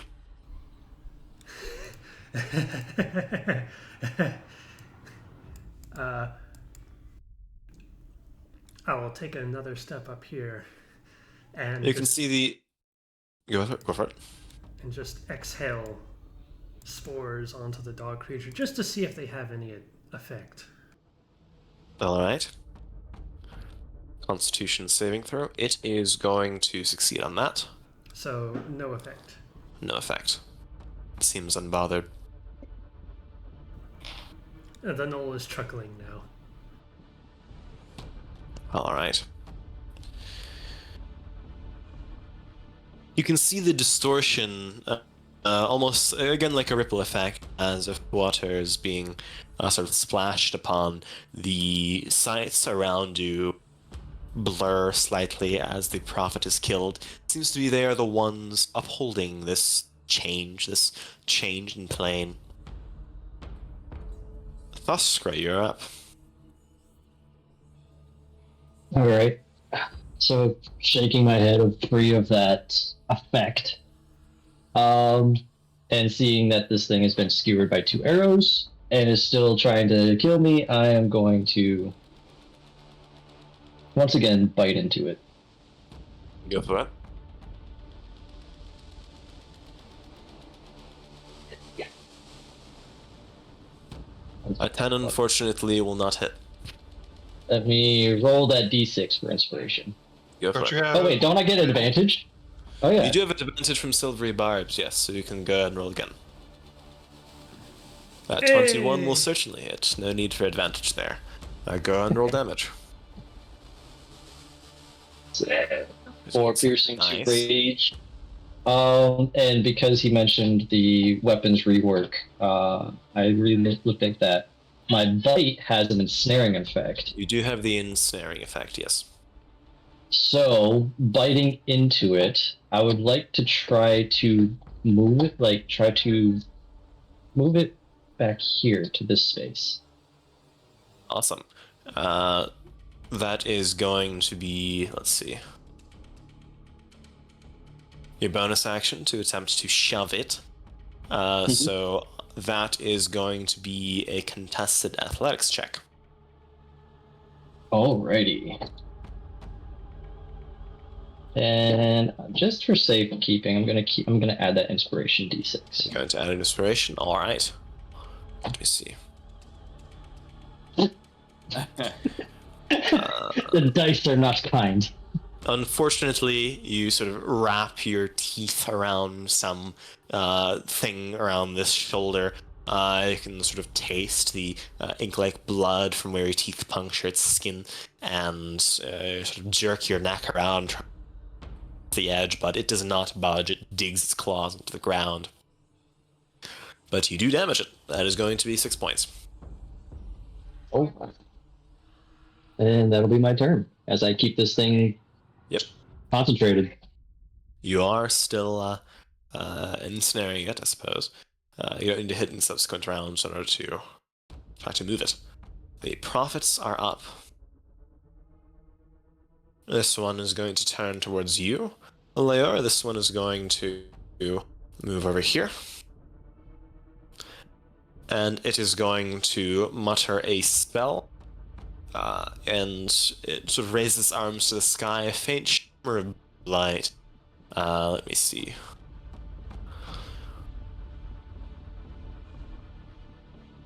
Emerges from its palms and strikes out towards 3 of you. I would like Foshka, Reed, and let me see. No, just Foshka and Reed to roll me charisma saving throw, please. Why you gotta target charisma all the time with me? Nat 20, I got a 19. That is a success. Oh, there it is. 10. Foshka, the feeling of a bane effect emerges, sort of slowing your motion, aching your joints, more muttering incoherent prophet's words, slow your motions. You're under the effects of the bane spell. What does that do? Minus the opposite of bless, so minus 1d4 on practically everything you do, which is attack rolls, saving throws. Actually, I just believe attack rolls and saving throws. Yes. But this prophet over here is going to walk up towards you, Leora, mutter a spell, sort of almost as if throwing something with its hand. Light it underneath your feet. I would like you to roll a dexterity saving throw, please, there.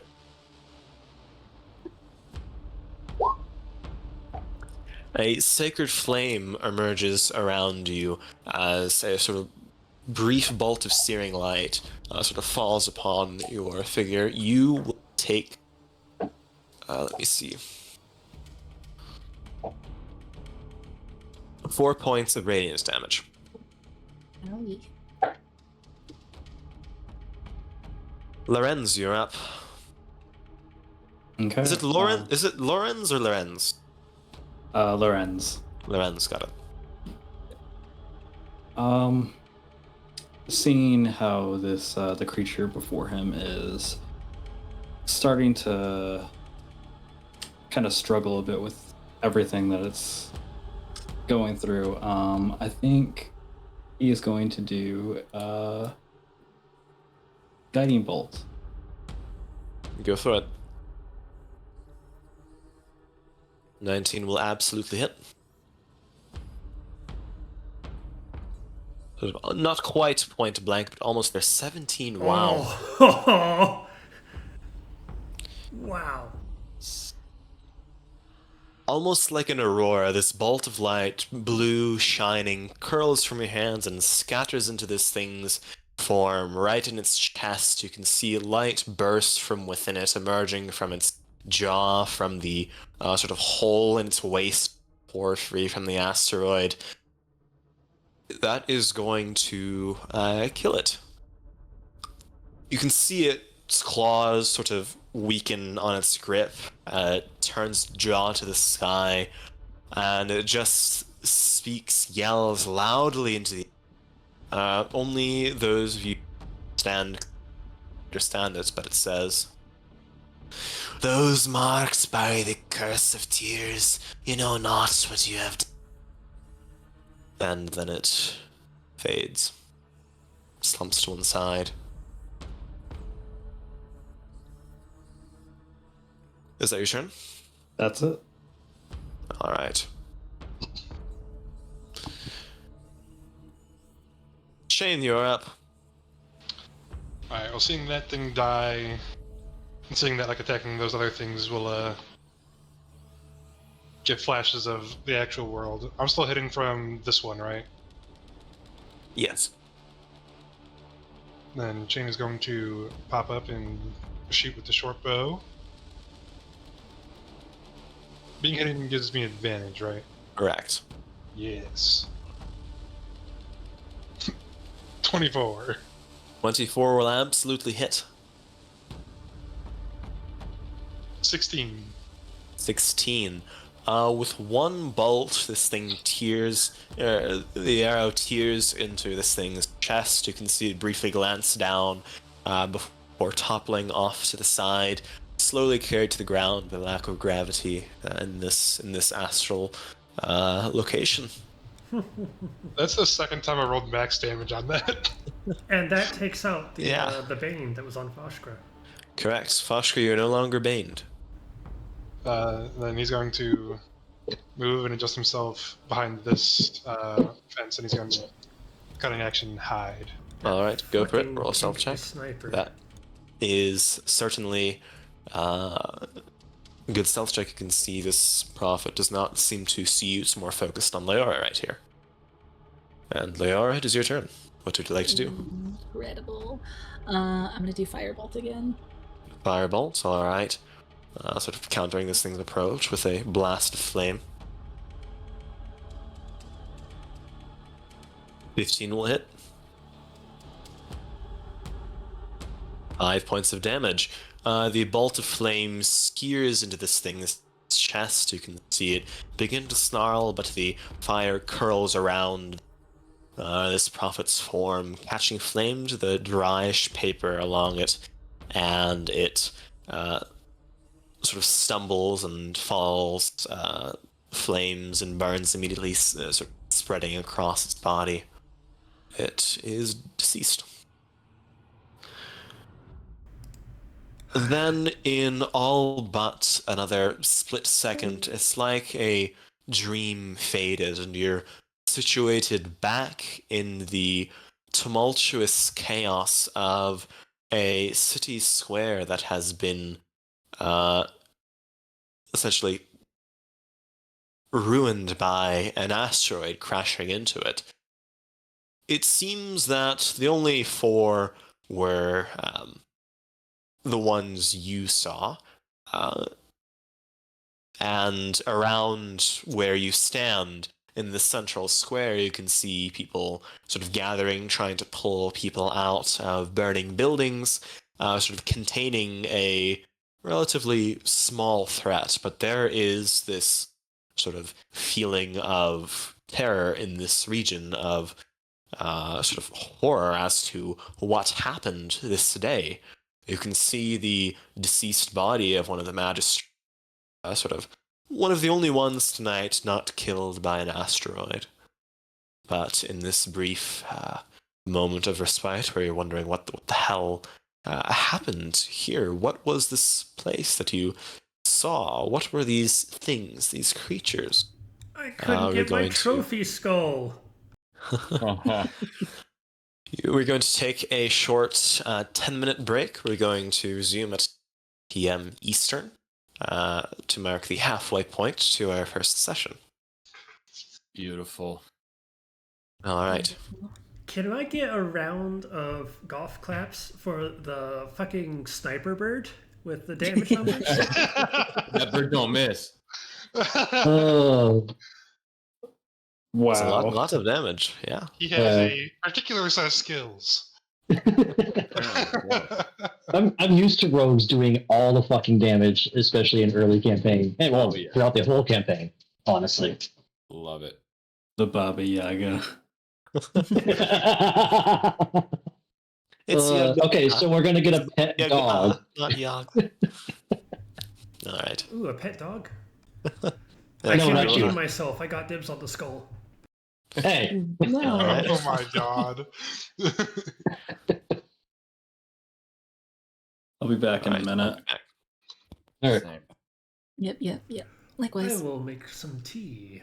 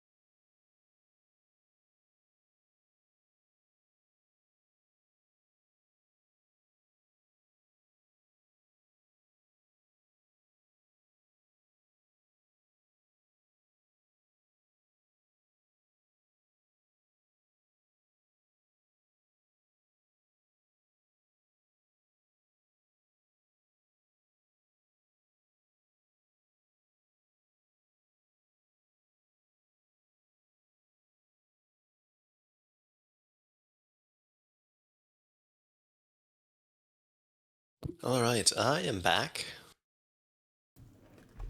I am also back with tea. What kind of tea? Welcome back. More Earl Grey. Aw. Earl I Grey is have very like 20 sachets to get through. nice. It'll take me like half a session. It canonically consumes nothing but tea. Tea and marrow. What about marrow tea? Yes. I think it's just You're called full of broth. good ideas. Yep. Anything can be a tea if you are null enough. I think that's just called bone broth. Better than hot leaf juice.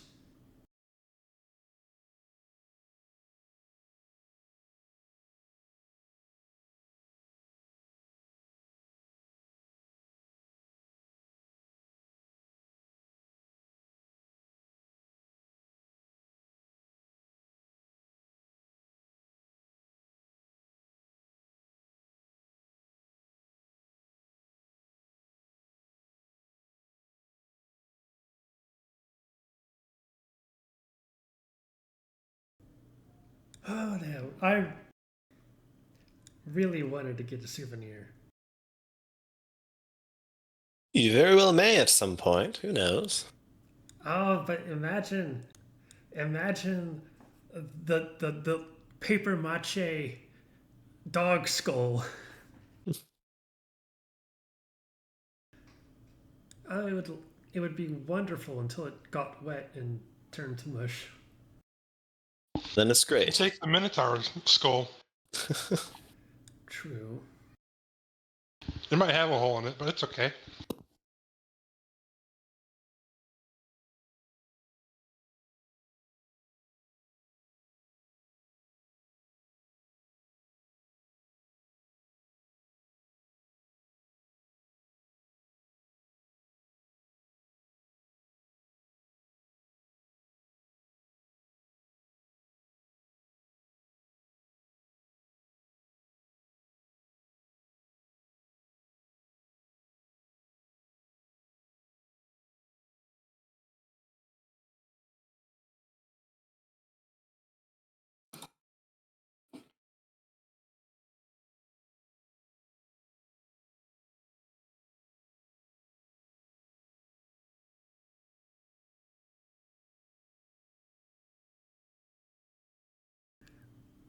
This art you have is interesting. It looks like two different forms of media, one made on top of the other. What do you mean?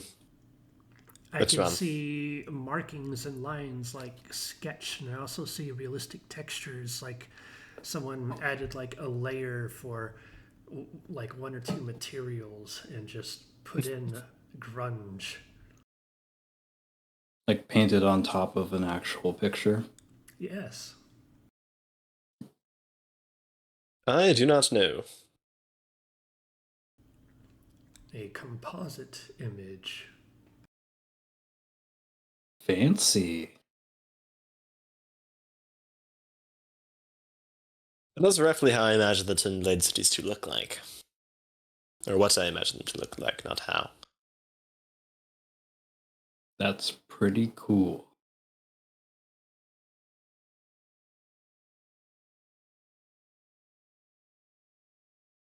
Almost reminiscent of a hydroelectric dam. Only the Arm Throne has those. Not quite here. Gunpowder and electricity in my D&D game? We're in Yes. the Stone Ages. Guns, even. No, but yeah, the Arm Throne is about that era.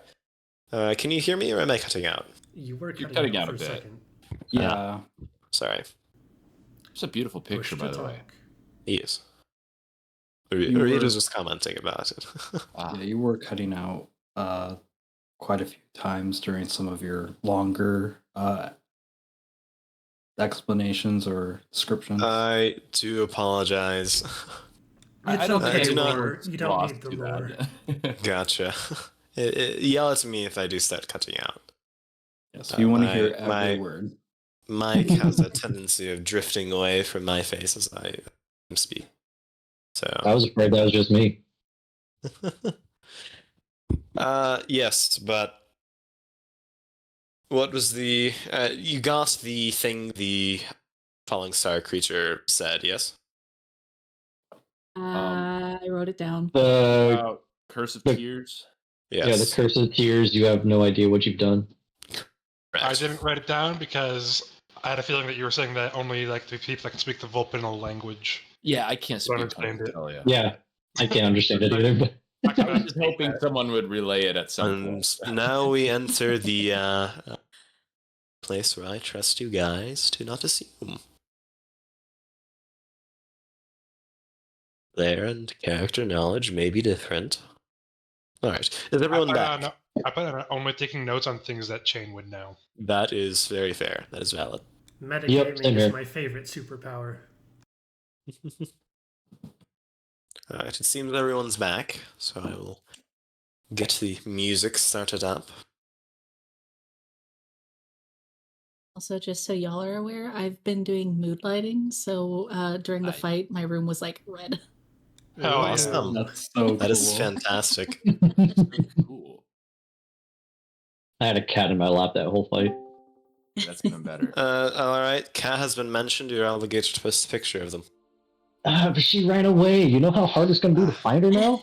Photographing cats Excuses. is not an easy task. How about I post an old picture of her? Does that work?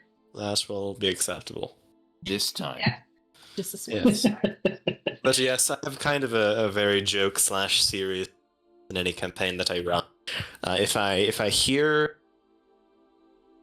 pet, or if it is mentioned, it is the onus is on you to post a picture of them as soon as possible.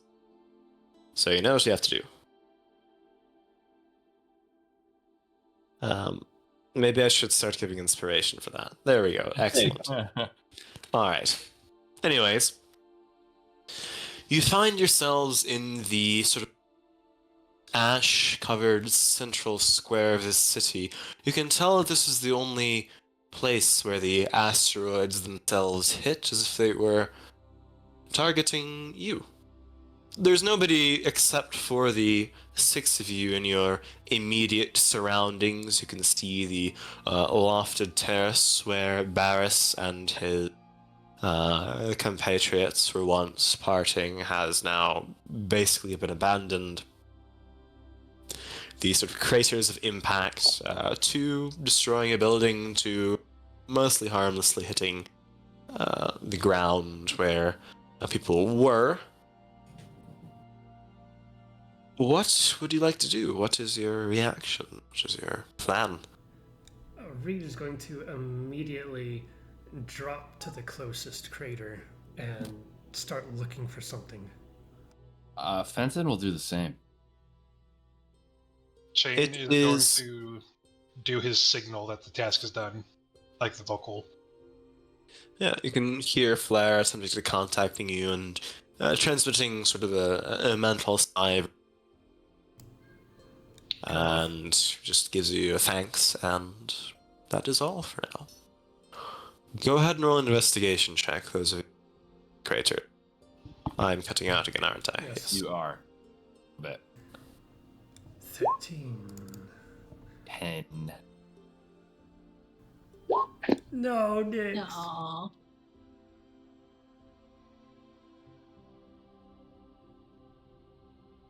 I'm gonna say that Lorenz also wants to see what all the fuss is about.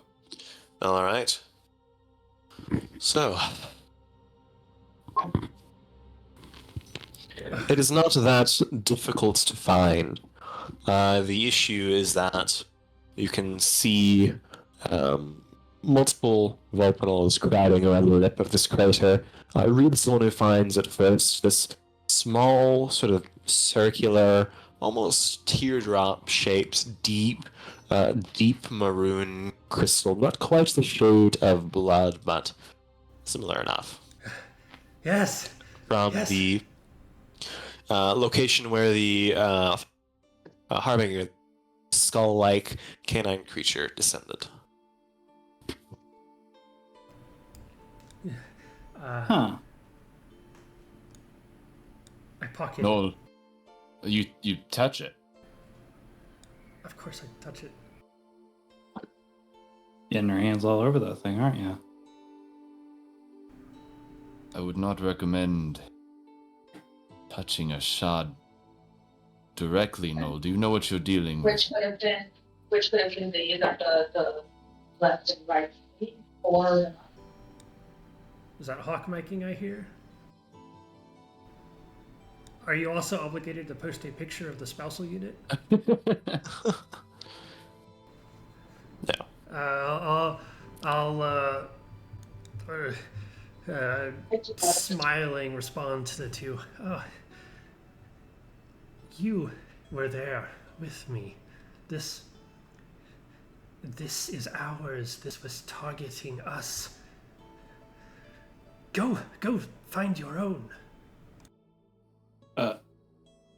Are you well? Are you ill? Not to my knowledge.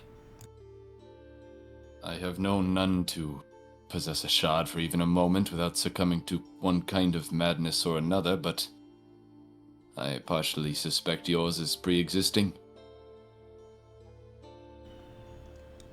Noel will blink for a few minutes.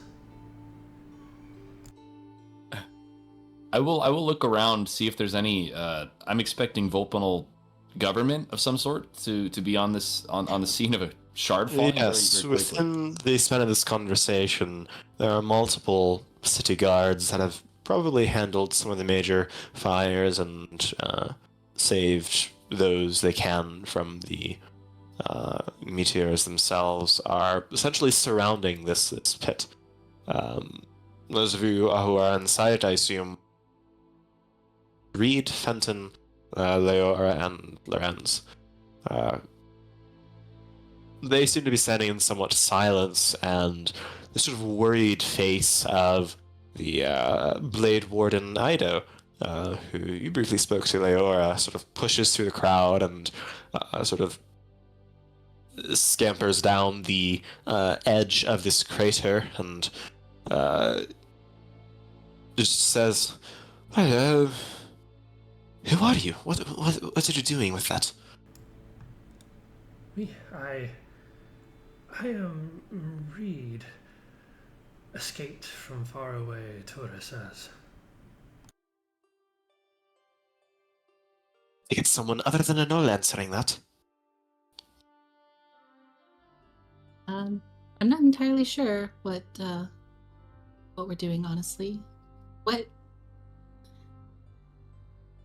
happened to everybody? What happened to everything? We know that you disappeared. As soon as these meteors struck, we had our hands busy. But it seems that something else did occur. You and who else was there? Well, I guess we're looking at everyone. Right. Come with me. We have a few things to discuss. He makes some hand signals to some of the guards, tilts his neck, cranes it. Those of you who have proficiency in insight can go ahead and roll.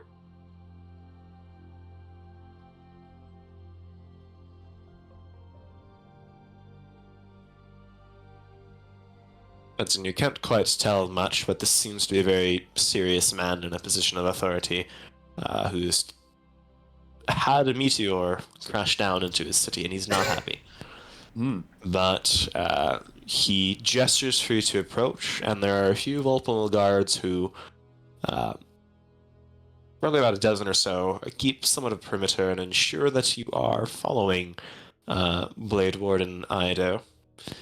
Are all of us here, or were some out of the crater? That is up to you. He's only surrounding those who are crater and those who have. So that would be Reed, Fenton, Lorenz, and not Fashkra. Yes, Reed, Fenton, Lorenz, and Leora at the current moment. Fashkra and Chain, what are you doing? Chain, you're reasonably certain that the chaos seemed to have hidden anything you did. You don't think anybody has noticed you kill Barris himself, but there are a few guards sort of standing around his body because the meteor didn't shoot 2 arrows into his neck. Might have. So what are you doing? Well, knowing that one, there's a dead body with arrows in it, that's obviously not done by a meteor, and also not wanting to be blamed as a sort of bad omen as to why this happened, Chain's gonna fucking skedaddle. Skedaddle? But All the right, plot where is to? this way. He's gonna go back to the order and try and talk Alright. about what he saw with someone. I Peter will deal Blair. with that in a quick second. Fashkra, what are you doing? So coming back to the city after dealing with that, he's still enraged. So he's like standing there, like looking around, like wild-eyed, like, you know, that fiery glow in between his scales is still present for a while. He's just like looking for any threat, anything, trying to, reestablishing his bearings because he's not used to being whipped around through planes of existence like that. So he's just The standing like, Vulpinal guards are not familiar with an angry Ignan, so they're kind of maybe a half step further back than they are with the rest of the party, but they are sort of gently encouraging you to follow this captain of the city guard. So I didn't jump in the crater, but the guards are still asking me to join them, because Yes, I'm just standing there menacingly. Mm-hmm. Yep. They saw you disappear and reappear, probably. Yeah, fair enough. But yeah, I was gonna say, because it only lasts for like a minute, if the rage subsides and when he finally gets that under control and looks back around, seeing the rest of the group being paraded out of the crater. All right. He would recognize Reed at that point, wouldn't he? Seeing him? Certainly. Memories. It's difficult not to recognize a knoll in this part of the world. You saying that all gnolls know each other? You think they remember each other? I'm not a gnoll. Perhaps. Yes. I guess seeing them coming out, getting taken out of the crater, and seeing Reed as the only first person he's recognized since coming to the Twin Blade cities, he's actually going to walk up to the group as they're being walked around and be like, "Reed, do you remember me?" Memories. Where are your allegiances? My allegiances are to my clan, and to the crossbloods that I currently serve. Crossbloods.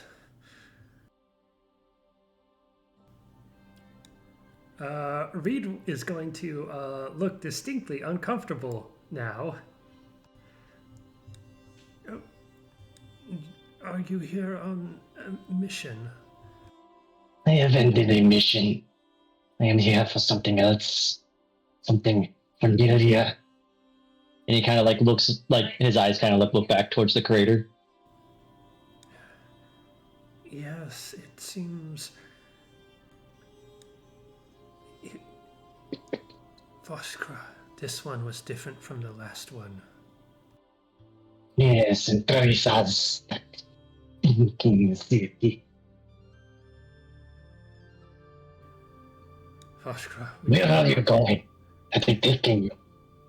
You cannot let the Crossbloods have it.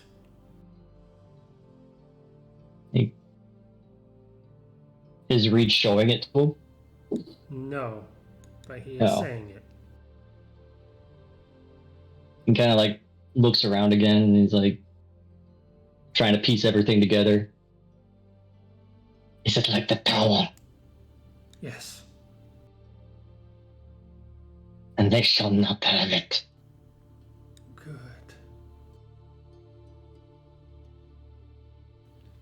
Looking at the captain of the guard, or the guards walking around and whatnot, it's like... Yeah, I'll shoulder one of the guards off my arm. I can walk on my own. You can see the guard just very suspicious of the two of you, more so than the two Vulpinals in tow. This one, the cities aren't very fond of outsiders, and you can see that very clearly here. Without any more information, though, Oshkra is going to deposit himself fairly close to Reed as the only person that he knows and has any connection to. Fair enough. They leave the two of you alone, mostly. All right. Reed will idly scratch an itch on the side of his face, and another little clump of fur will come out. Captain Ido leads you further away from where this market square was, to the more nicer parts of the Twin Blade cities on the Vulpinal side. The five of you, minus Chain, are led towards a seems to be the location where the guard is kept. Seems to be some house, and then promptly past it to the nearby tavern. The guards sort of hold the door open and not quite poke you in, but usher you inside. It seems to be the Orange Tail Tavern where the Vulpinals remain. Nobody here is from the Twin Blade cities. The one who is has left. But it seems to be mostly a Vulpinal establishment. The citizens within are probably, or at least mostly reeling from the ground, muttering. And Captain Ida, you can see, slams his twin blade twice on the ground and just yells, "Everyone out!" And with some grumble and rumbling, the barkeep, sort of old, wiry, thin, male, kind of white-furred creature, gives just a sigh and begins drinks. Captain Ida ushers towards one of the nooks that's been carved. It's like as if this place has grown around a massive tree trunk. The booths are carved into wood. You can sort of smell the faint stains of ale emanating from years of splashes in the village, but it seems to be a rather well-kept establishment. And he just settles down. You can see him remove the helmet by his table, sort of briefly rub his face and say, "Well, sit, the lot of you." I sit. Lorenz Does not sit. scoots into his seat, looking very nervous. I take it by the confusion in your expressions, you know not the significance of what you have seen, what has been found. Yeah. I imagine I know the significance quite well.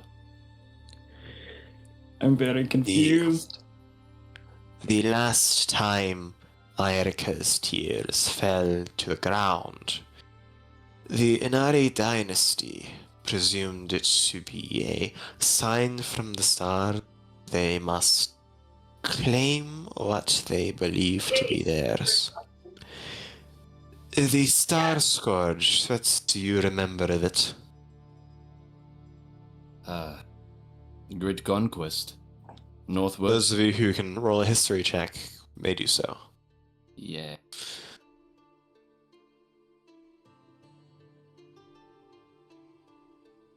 Along with the incursion of the Icicle Kingdoms, the Star Scourge was a crusade led by one of the Inari dynasty head prophets, the Nart Seeker, who interpreted the stars as a sign of war and launched a crusade upwards. The Ochre Kingdom itself formed as a sort of joint collective union of dragonborn tribes in order to resist the incursion of this threat, which they did successfully. After the Archseeker at the time passed, the prophecies of the head Seeker were not as war-oriented, but still. It caused lasting sort of pain and impact on the surrounding regions that the Inari dynasty has never really been forgiven for.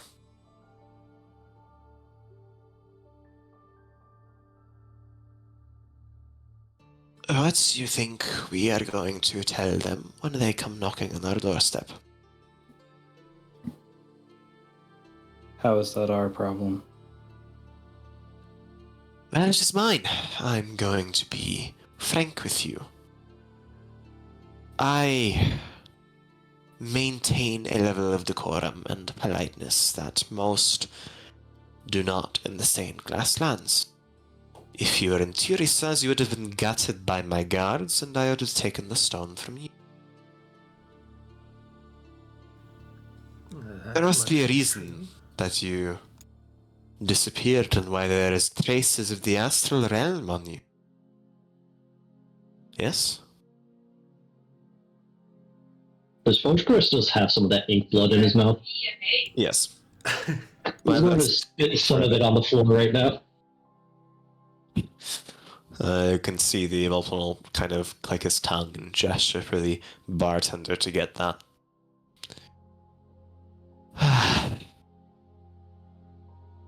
If anyone has reason for what occurred today, I would very much care to hear it myself. It was an anomaly as far as I'm concerned. It was unnatural. I am obligated by what I have seen as far as my own interpretations, and they were to defend a Valpanal who wandered into the Twin Blade cities carrying that stuff, and he points to Leora. And so that is what I have done. I assume you to be friends, acquaintances. It is not out of pure serendipity that 5 of you now end up in the same place at just the right time. I've never met any of these people before. That is I've how only most of met the the old sickly one stories. here. I know no one else. Well, you can see him kind of hold up his hand. That's not helping. I guess what I'm intending to say is that I myself do not want that shard in my city. I wish to say to the Inari Crusaders who show up to my doorstep, we do not have it, and be honest with it. And Then- yes, they'll be with me. We can leave. We? I mean, unless you would like to deal with the Inari yourself. Ah, fuck. Have your kin never told you stories when you were young of the heroes that have made the world the way they are?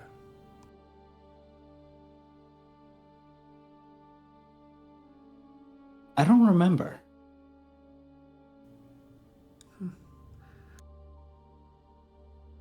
I've heard a few stories in my time. Unfortunately, not very many about heroes who changed the world for the better. The better or worse is all perspective. These are definitions we make up. But change it did. I desire to change this world. Certainly there's something you want to do. Else you would not have been in that place with me. Oh, we've got a philosopher here.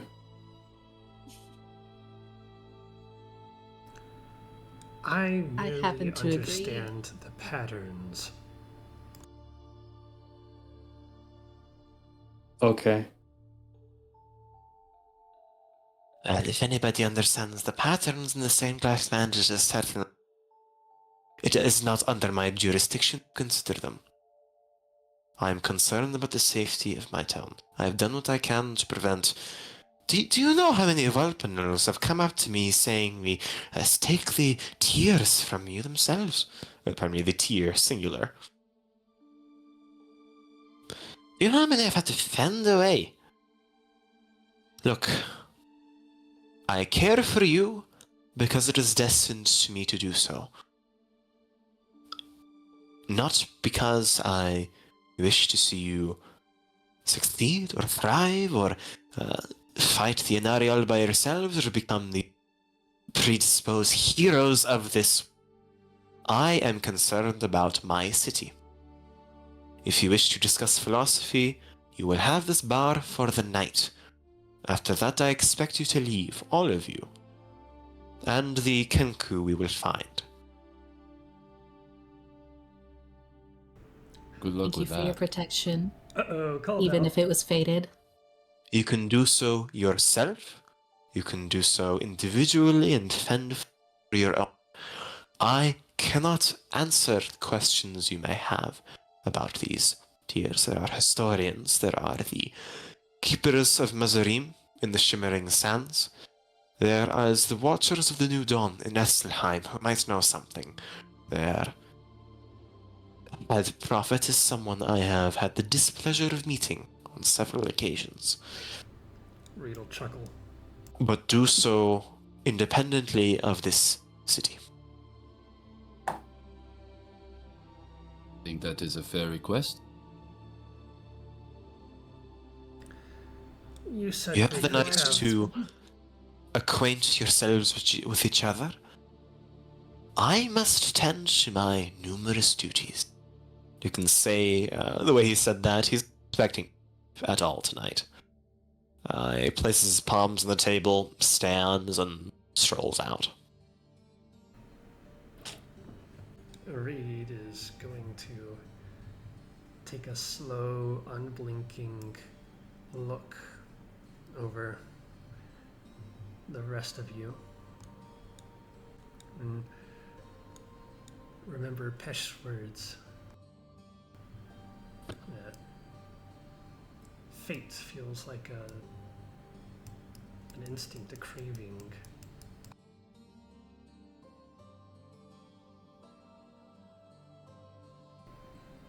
And then Don't he will everyone say, talk at once.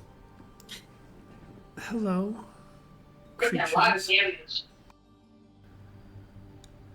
I am Reed. Oh. I recommend you do not let me be the most polite out of you. A gnoll who wishes to be a folk hero. That is a new story to me. But it is a pleasure to meet you, Reed. I am Fenton. Folk hero Leora. is an interesting way of putting it. I am merely someone who will do anything to make things right. A noble enough desire, I suppose. I'll look to the rest of the table. Hi, I'm Lorenz.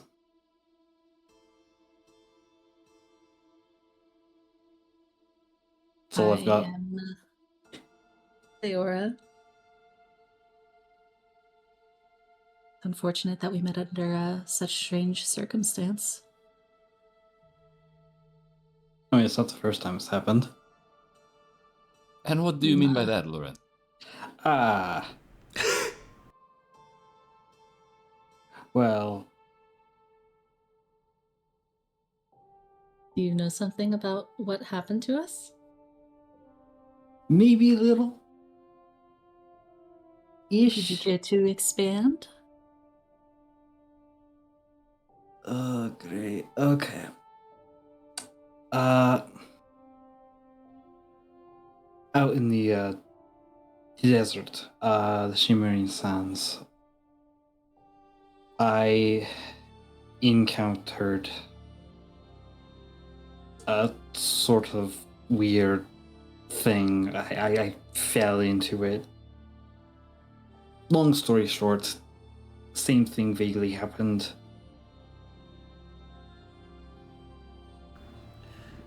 Weird realm of made of paper and who knows what else. Were there any creatures like the ones that we saw a few hours ago? It's the first time I saw those. Were you by chance in the deserts outside of Bazigdara? No.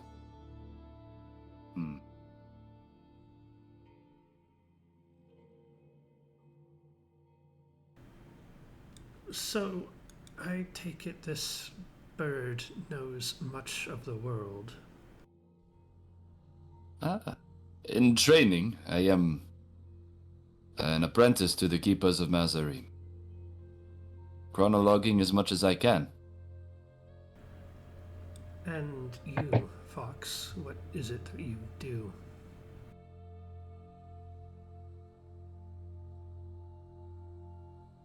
Which one? Over to Lorenz. Which one? It should be obvious by now that I'm going to ask this question of all of us.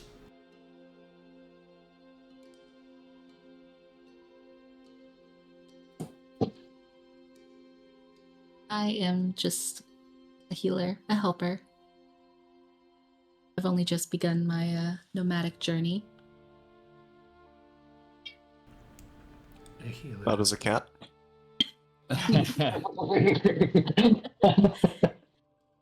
It was a cat, indeed. In I've the only tavern. begun my nomadic journey, so I'm still largely unfamiliar with much Just outside of here. You will have this bird's knowledge to guide you. And I will take many of the teeth out of the wilderness. And now the other fox, unless you need a moment to think about it. I travel. I do card tricks. What a useful skill set. Reed says he's going to stand up and walk to the bar. And if there is no bartender, he will There's a simply take- bartender, so this wizened old white-furred fox, it seems, sort of darkened with soot from a pipe that he is smoking very heavily. I'll look down at the creature and say, I'm thirsty. I'm sure you are. He's gonna frown and repeat, I'm thirsty. Do you want a drink? Well, you're going to have to ask. Yes, I'd like a drink. Was that not obvious? What kind? Or do you expect me to read minds? I, If you have one, at least. What do you Maybe my think? words aren't sinking in. What do you think a gnoll would like to drink? I don't know, the blood of whatever it finds. If you have some. Okay. He seems shocked, kind of taken aback. Look. Oh, fine. He turns towards a counter, pulls out a mug, begins tapping into a keg of ale, and sort of almost disgustedly hands one towards you. I'll take it and walk back to the table. Do the rest of you want any? I would like some, please.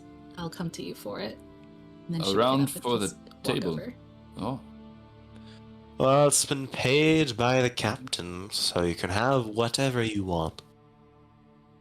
Please, make it expensive.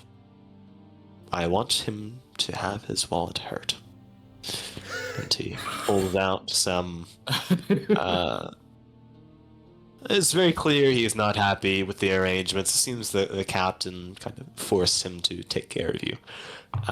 But he pulls out some drinks, some mugs, begins pouring whatever you wish upon request.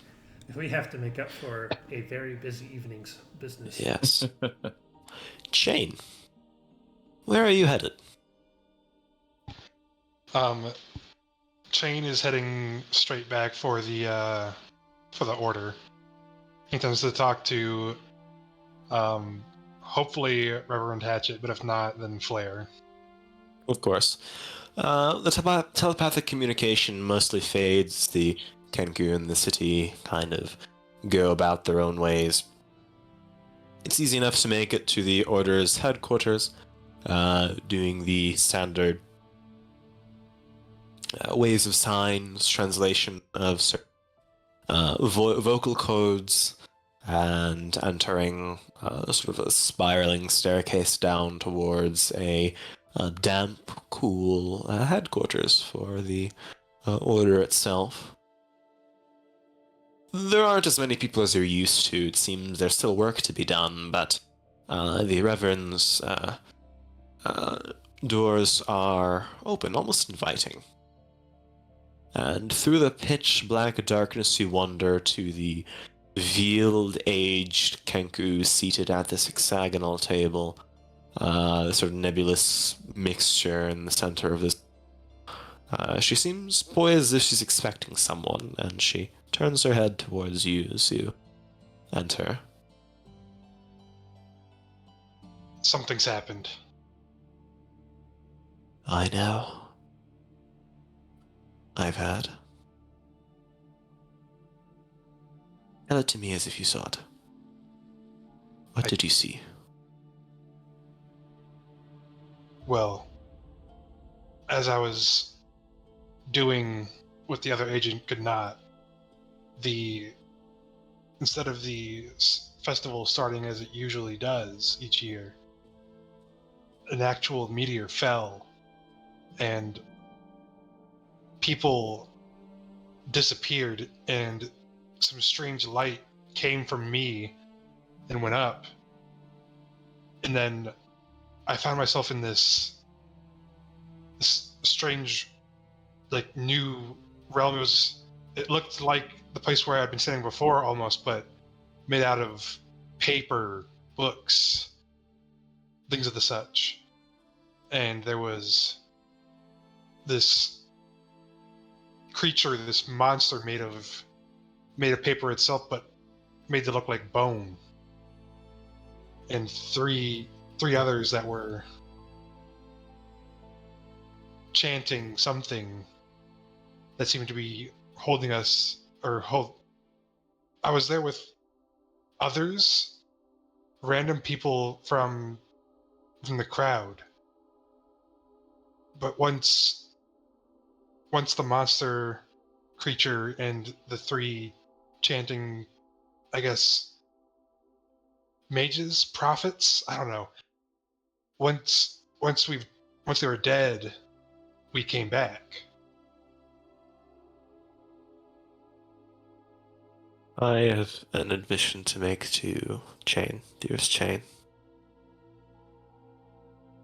As she kind of stands, you can almost hear aged joints creak.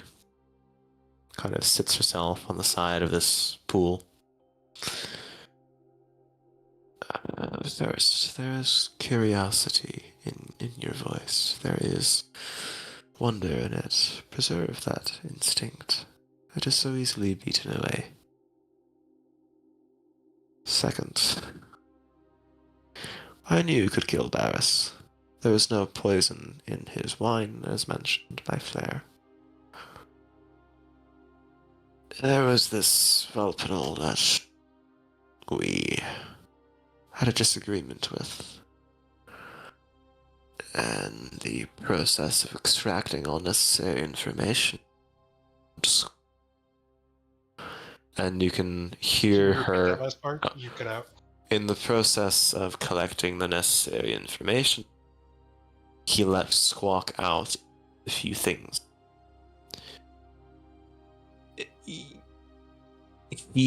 And you can see this Reverend Hatchet open her beak, and you can hear the words of a man being tortured, screaming out for mercy and letting any words he can fly. He speaks of being an individual affiliated group called the Watchers of a New Dawn, working underneath the operations of a woman named Lady Eleanor in Estelheim.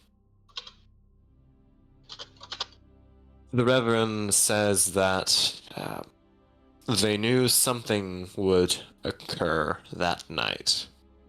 That there were agents of the Watchers in the Twin Blade cities. The Order captured most of them. But they still wished for... or at least the Reverend is going to switch back into her own somewhat voice. I wish for you to be there to see it yourself. Why, I don't know. Something occurred to me that day.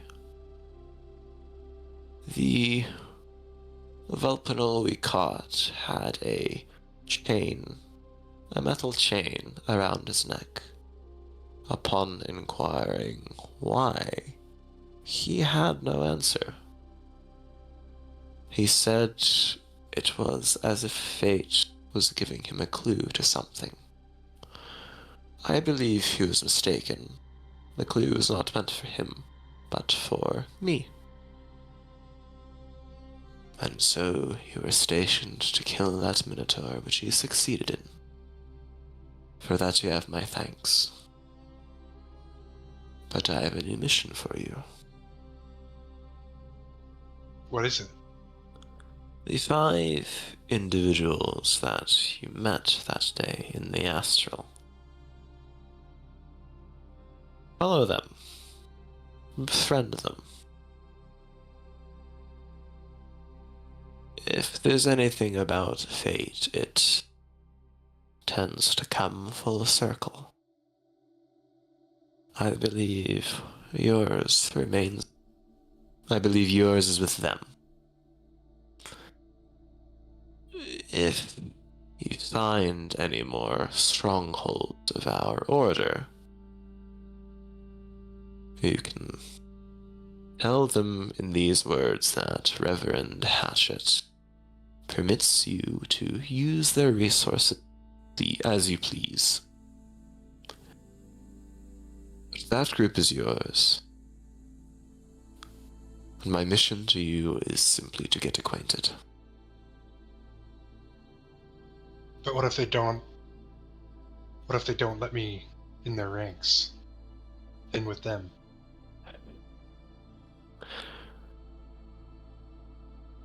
Every Kenku has been hurt by a friendship. You have not quite been hurt that way yet. Do not let the worry obfuscate that which you should do.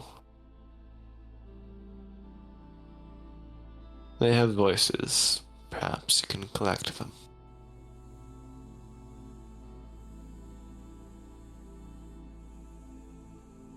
That is true.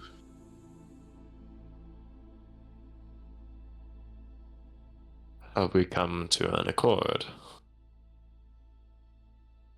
Yes, Reverend. Then be on your way. She lets out another verbal string of words that sort of code for an individual who's been blessed by the Reverend herself. And you can hear it end with Reverend trademark call sign for Kenku, the sort of long drawn out scrape of a rusty blade across stone. And she waves for you to leave. Chain is going to leave and do a quick stop by his room to just gather things that he thinks he might need, because he doesn't know where this will take him or how long. Just kind of refreshing himself, and then he's going to head out and try and track down. Not too tough with the guidance of other Kenku in this city. And those of you in the tavern moving back, the sort of 2 guards stationed outside the tavern kick the door open to reveal a Kenku, the one you saw and fought with. Resume conversations among the group of you. We've been given a piece of one of the great puzzles of our time. Does anyone know where more lie? Better what? These shards. The tears. Read Ask anyone but me. In truth, I do not think that the shards are things that should exist. They're dangerous. They have a trail of blood and madness in their wake. If you happen to come across a truthful story of one, what purpose do you have with them?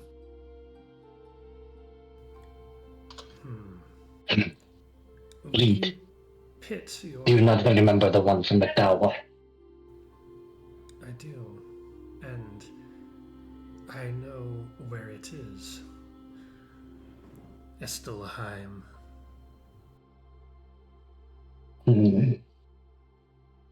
Oh, look, I think we've got another back there. Lauren's just gonna...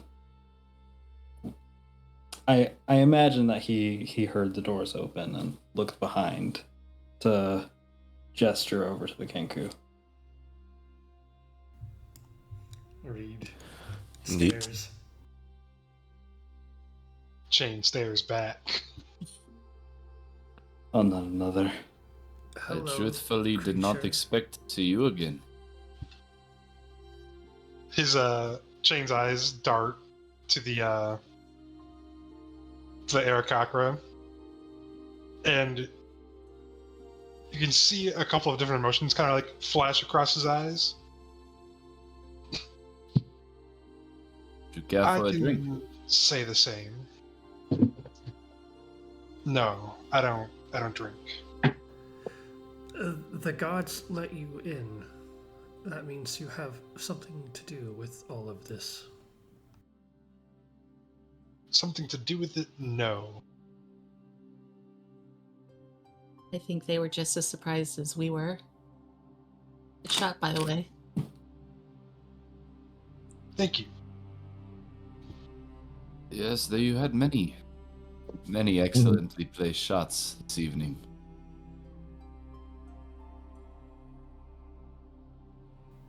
Chain looks at Fenton again and like kind of squints, trying to see, trying to see if he's insinuating something or not. So distrusting.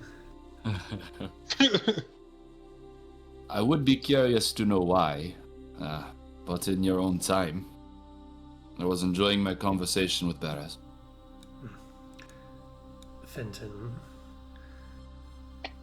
would you trust the stories you were taught over the experience of someone who lives? I would listen to more stories if you have them to tell.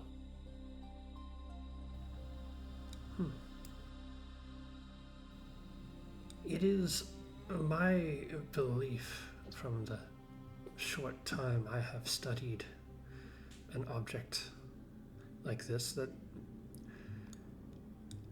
they are going to be the cause of the next great change of the world. Oh, What do you think our part should be in that?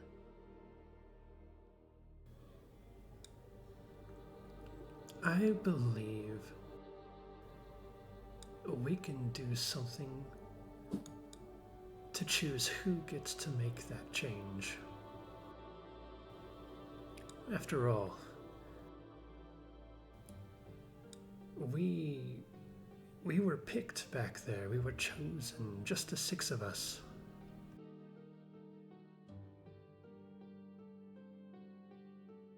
What do you mean we were chosen? Who else arrived in that strange landscape with us?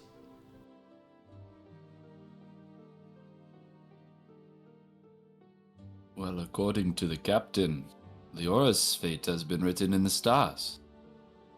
Perhaps you have more to share?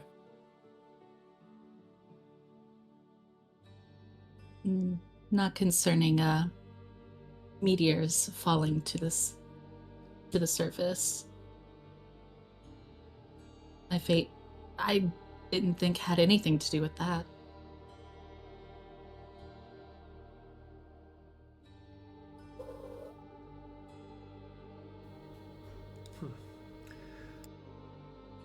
I'm really at a loss here.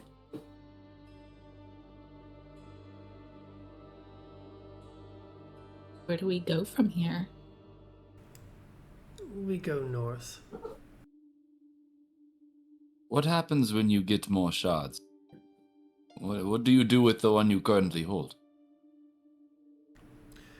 What we do is we probably stop speaking about it in public you would not want to face the dynasty, nor the Crossbloods, ally Foshkra. Well, you better be prepared to face the dynasty if you wish to pursue the object of their conquest. But in any case, I don't disagree.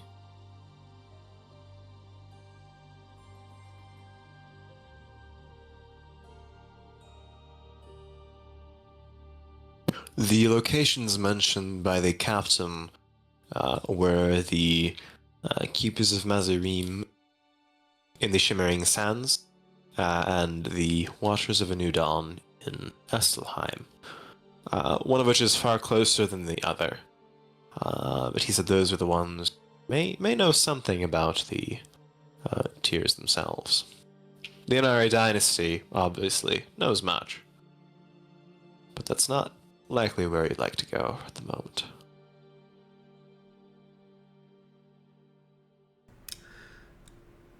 How traveled are all of you? I know one of the foxes is beginning to travel, and the other is, I assume, well traveled.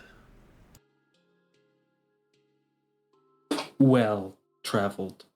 He does air quotes in the air. The comma is entirely unnecessary. I was born right here in the Twin Blade cities. I haven't left these walls. I have seen much of the stained glass lands, but in a whirlwind. I only ventured outside of my own home about 2 years ago now.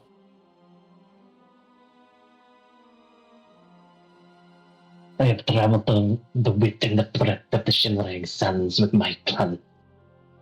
Until recently, in the last few years, of going to that city of the Risas and joining the Crossbloods. And only a day ago, coming to this place on contract. And Oh, you're from there too. Only none who hold on to the ancient ways are usually from the Shimmering Sands. Yeah. I am.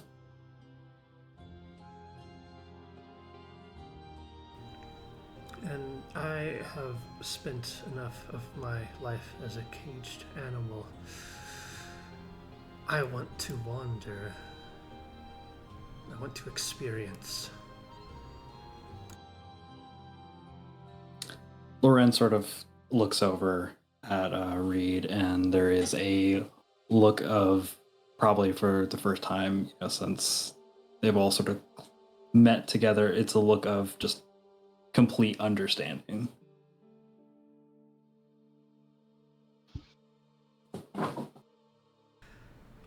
To any who will answer this call, I bid you prepare for travel. Tomorrow, we will go north, along rivers and up mountains. To Estelheim. To Estelheim. Yes. Unless anyone has any better ideas, which I don't think anyone does. Not Returning- today, anyway. Returning to the Shimmering Sands and the Keepers could reveal a good amount of information to us, but information that's already been discovered is much less valuable than what hasn't been. And I owe a visit to the people that sought free to take me out of the cage. Where is this Estelheim? I do not know of it.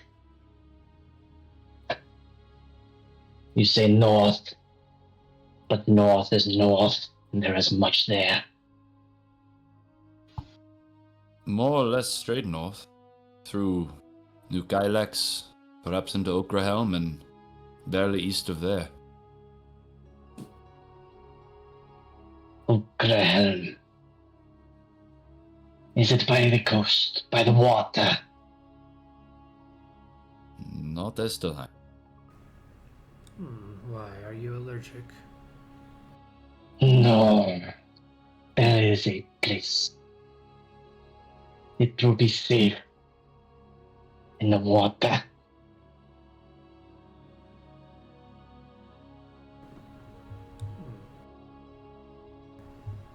Then perhaps along our journey I'll look forward to seeing it. I've come to a kinship with water. It will keep it out of the hands of the Crossbloods of the Inari Empire. It will keep it out of anyone's hands who would do ill. That is what I know.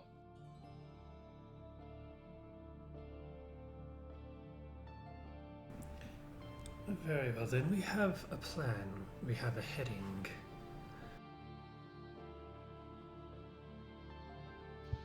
I am not yet convinced we have a reason, but my curiosity is enough. The reason should be to keep it from spoiling the land even further than they already have. To keep it from the hands who would do more damage. More ill. Is that the purpose enough to see this thing safely away? What has fallen is a source of power and change. That is something to be fought over, to be killed over. And if you are carrying it, Reed, you are so sickly, you might fall over. If you wish to take it from me, I will gladly accept a spar. Are we fighting Okay. already? Boshkor looks at it, still kind of not still bleeding, but you know, he's all bitten and scratched up a bit still. If we are going to the same place, and there is no reason to fight you yet. Besides, we did the right thing back in that city. So you have earned a little bit of my trust and respect, Reed. For how long, we will see. Time will tell, as it tells all things. We have a second philosopher. It's a shame I cannot understand what it says. In any case, the less hands the shot passes through, the better. And why is that? I've followed the trail of one other shot in recent years, and I have met several of those whose hands it has changed in between, and every one of them was dead or mad. And Reed, you might be wary. A common trend I saw among those who had held the shard is a desire to remain imprisoned. The outside world seemed awfully scary, all apart from the shard itself. Remain imprisoned. No. No. No, I would sooner die. Well, as long as you hold that conviction, I trust you to hold the stone.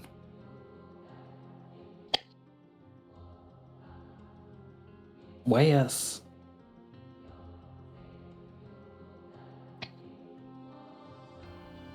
For tonight, I think we should drink, rest, prepare.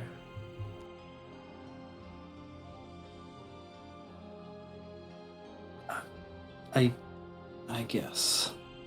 It's not like I have anywhere else to be. And No objections from me.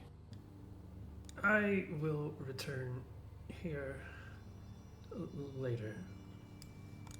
I want to go for a walk. There is nothing mysterious about that whatsoever. I was just about to say.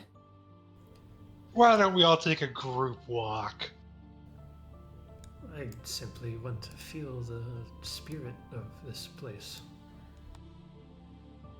Yeah, sure.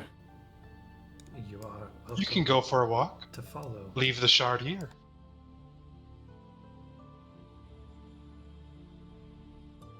I don't think that's particularly unreasonable.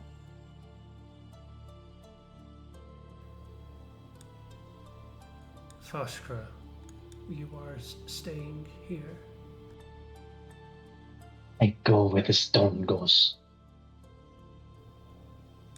I'll reach under several layers of old, tattered robes, retrieve the red stone, and hesitantly press it towards Foshkra. He's going to reach out. He's going to take it. The entire time just staring at you. See if there's a trick. Is there? There doesn't appear to be. A stone passes hands. It's about the size of someone's fingernail. It's small, glitters with light. Holding it and looking at it, does anything happen, or is it just a shiny No. stone? It's just a shiny stone from what you can see. After turning it over a few times in his fingers, he's going to take it and kind of tuck it in his sash securely. How can something that small be such trouble?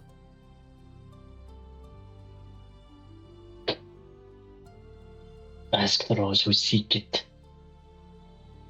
No, thank you. Now I'm going to go and enjoy the free night's air. Enjoy your walk. See you later. And read. Shane's going to mimic a voice you heard of like sounds like a spouse seeing off their their loved one, going like, bye bye. At the door, Reed will stop and look back at Chains and say, "The last Kenku I met exploded." Lovely. They exploded. After he leaves, Shane comes back to the group. Well, he's a real peach. No, I think there's something seriously wrong with him. Really? Was it his demeanor, or was it the fact that it looks like he's been chewed up and spit out? His cadence is so strange. I honestly have no idea what he's saying. Honestly, it was the laughter whenever we were suddenly moved to an entirely different plane of existence. He That seems surprisingly sane for a knoll as far as I'm concerned.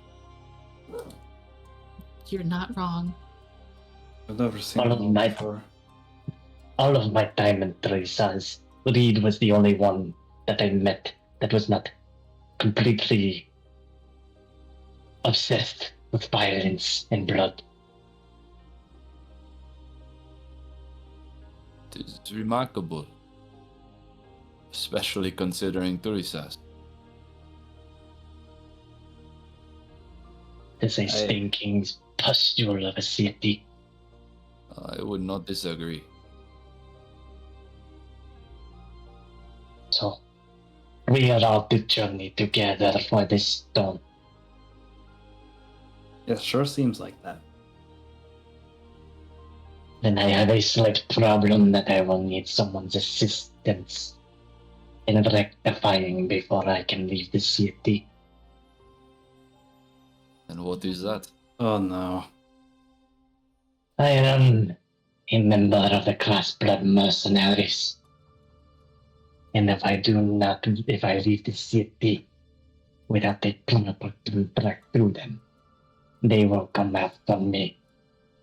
As I am sure they are after Reed. If you don't If leave one with of you has...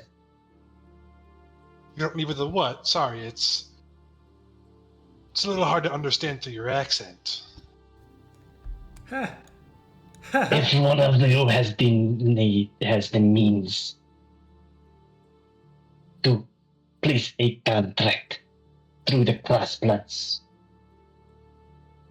requiring my protection, then I can journey with you without needing to look over my back.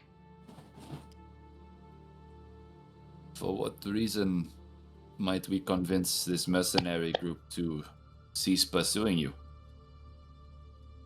Place a contract requesting the mercenaries assign one talented individual as protection for your journey north. It is all they will require. That and a payment of gold. Oh, how much? So we hire you for the job then. That was the point of my statement. Apologize. If we are to stay together. Yes, but how much? I do not know. I do not create the contracts. I merely fulfill them. You've never... I get paid what I get paid. My last job, I was paid 50 gold. 50? Don't look at me. Nobody look at me. Well, perhaps we can see what kind of deal we can strike up with him. 50 gold is steep, though. He's gonna take his coin pouch and he's gonna put it on the table. If I must pay for myself, then I will. Whoa. That's gotta hurt your pride. Pride is back home. Pride is where we go. Pride is fulfilling what I need to do. Coin is not pride. Fair enough. Then in the morning you show us to these cross-blood mercenaries and we shall strike up an arrangement. I think that is very doable. And that is all I need. I tend to see this where it needs to go.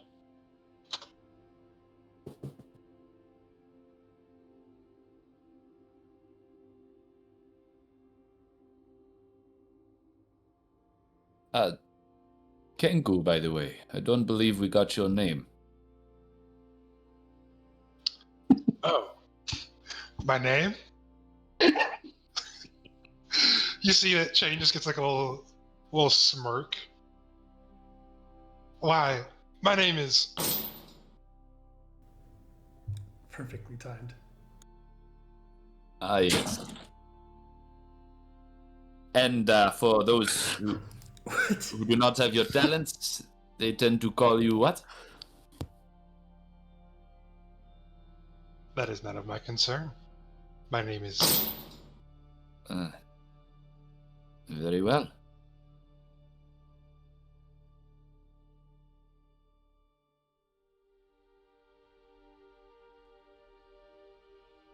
Now, what about all of you?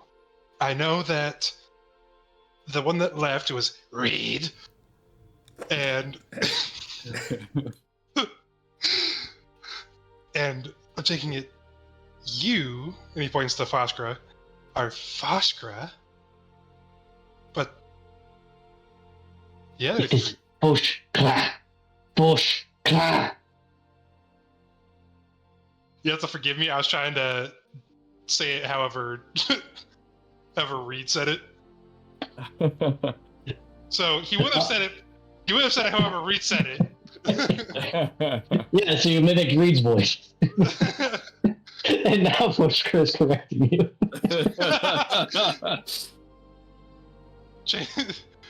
Shane's just like, why are you correcting me, but you didn't correct him? I'm literally saying it the exact same way. I have attempted to have him correct the pronunciation of my name. He does not. Fair enough. Fushka! It is.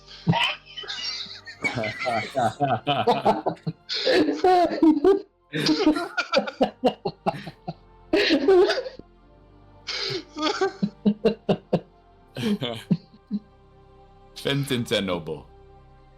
I will hold out a hand to the Kenku. Shane just looks at it. Nice to meet you, Fenton.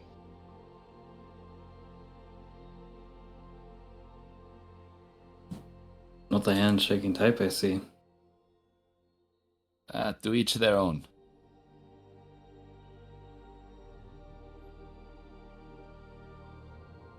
And now the Vulpinals.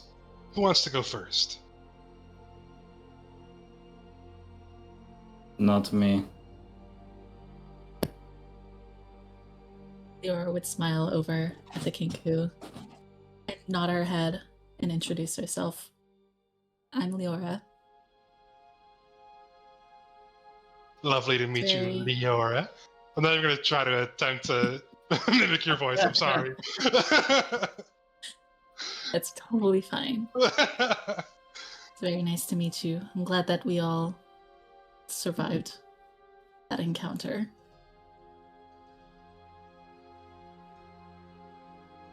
And I'm Lorenz. Pleasure to make your acquaintance. Lorenz. Wonderful. Okay. What wonderful names and voices you all have.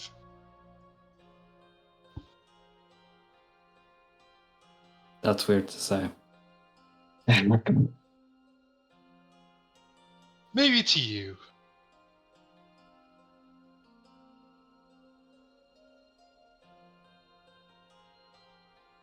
It can't just be me. I imagine I know why he's interested in him. But it is an odd concept, I'll give you that, Lawrence. I'm very unfamiliar.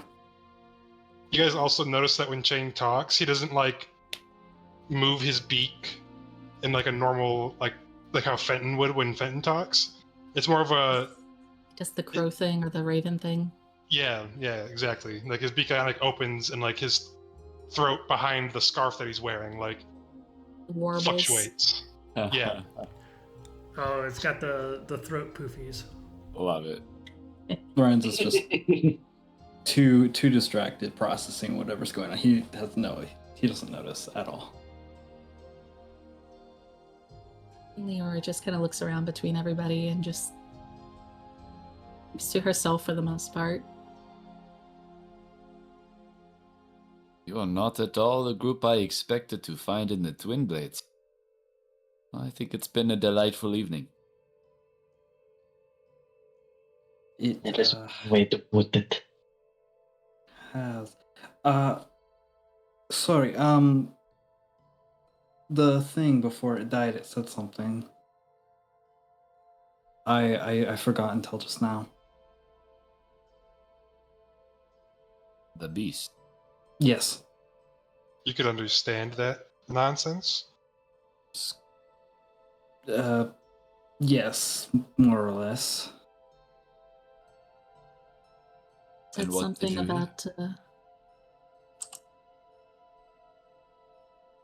about Curse of Tears. You have no idea what you've done. I think some words I can't remember. At this point, Reeve's going to nudge the door open with an empty mug. Oh, that is terrifying. Do you need to rehear what the thing said? Well, I mean, that would be helpful if that were possible. Shane just does it. Mimics. Go ahead and roll a I'd say deception check to see how well you can mimic it. That's the roll I'm going to tie it off of. Deception.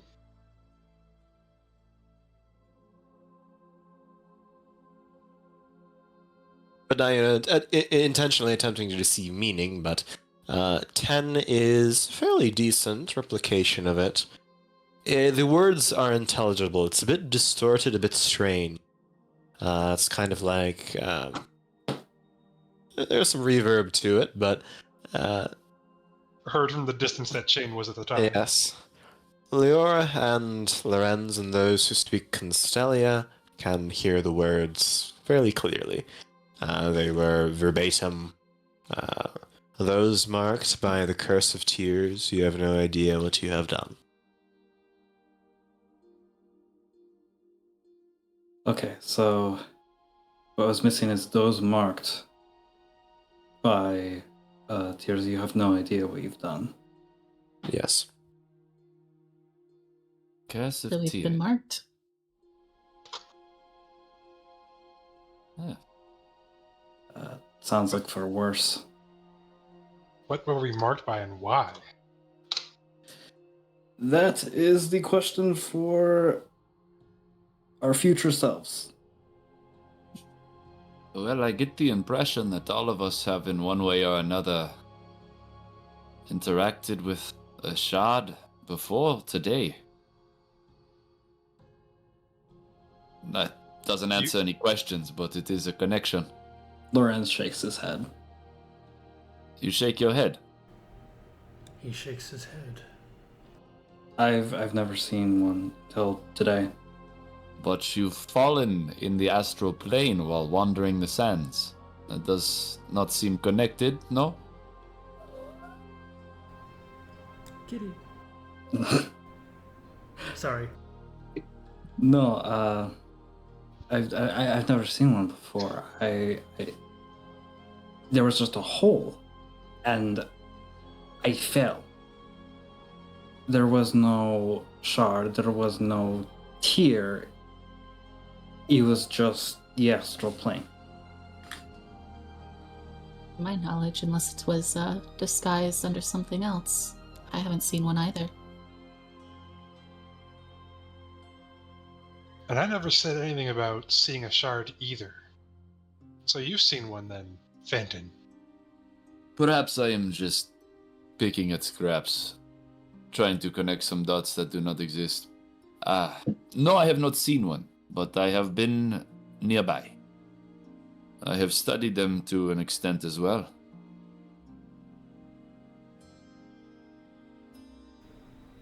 It seems every major part in the world in some way seeks these.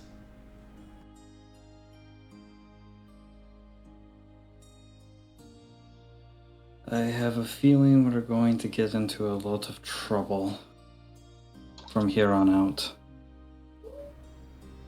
Oh, yes. I do need to make up for lost time. What does that mean? I've been stuck inside Turisaz for a number of years. But I trusted Tlani, and now I'm free. I see. I want to see all of... he waves his arms expansively. All of this. All the life and people and green things, and I want to take some of that green and I want to put it back into Talani, and I want to eviscerate whatever misbegotten souls put it the way it is. Yeah. Is that what you think you can do with them?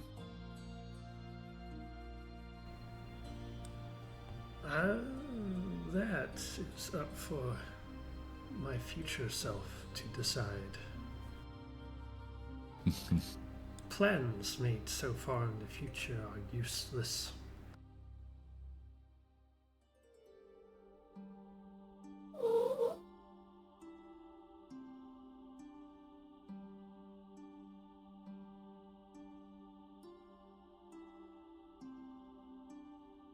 If the conversation lulls long enough, Fenton will just casually strum on his lute, play some music.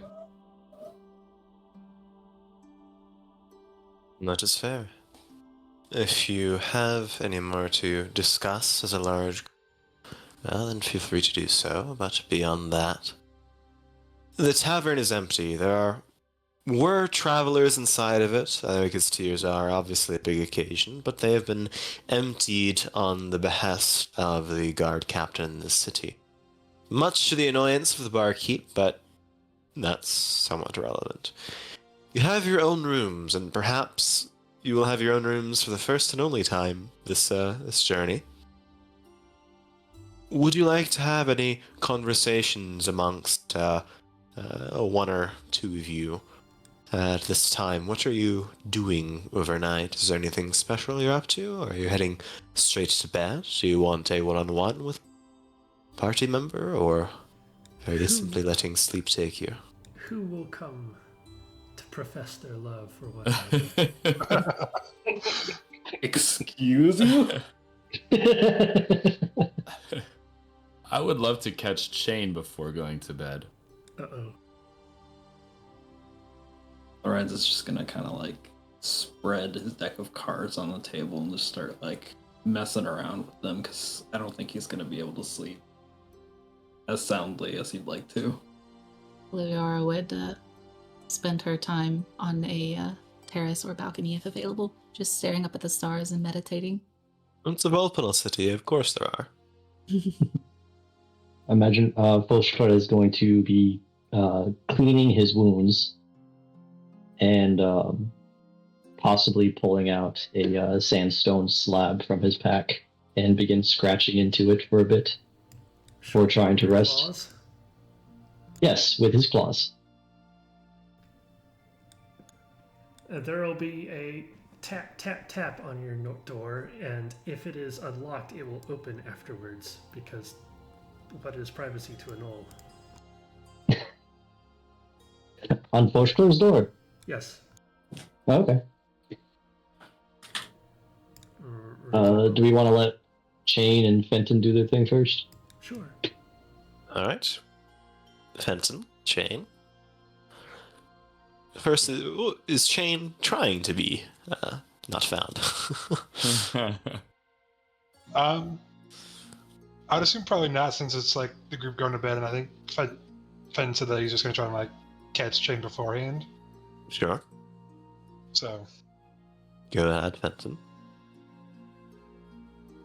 Gengu. Eric Kakara. Perhaps I could do better. Well, I really can't. Chain? Then.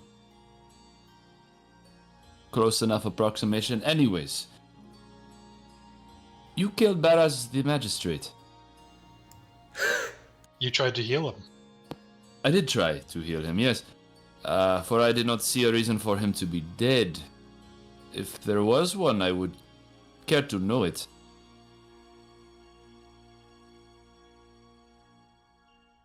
I don't think this matters more about knowing than it is understanding. Great, then help me understand. You see, he was about to make it much harder for me and people like me to enter the Twin Blade cities. People trying to get away from whatever lives they're trying to leave behind and start anew. If left alive, Kenku would not have been able to be allowed to enter the city anymore. Or if so, severely restricted. For no other reason, because of how they were born. And this conviction was strong enough in you to kill him? Yes. Very well. 'Tis all I needed to know. Have a good night. Shane just nods and heads up to his room. Better sleep with one eye open.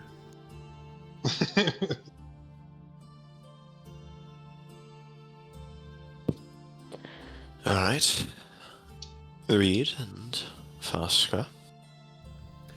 I'll walk into Foshka's room and I will open up with, I killed a lot of crossbloods in Taurus's. As did I. Everyone does. Yes, but I was not ordered to. They know. Not everyone you kill needs to be an order, does it? Oh, he's talking. He's still scratching into the stone slab, by the way. The sound would probably be highly disturbing to anyone else. Probably. It's just chaos. The crossbloods are a strange sense of order in that city. I did not leave on good terms, yet it seems that you are still employed.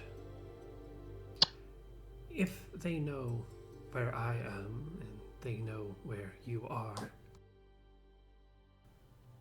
they will want one of us to kill the other.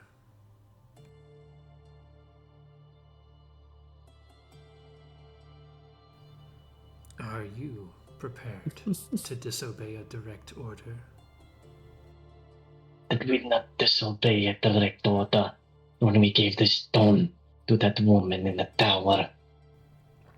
Good. It's also come to my attention that crossbloods know vaguely where the stone went.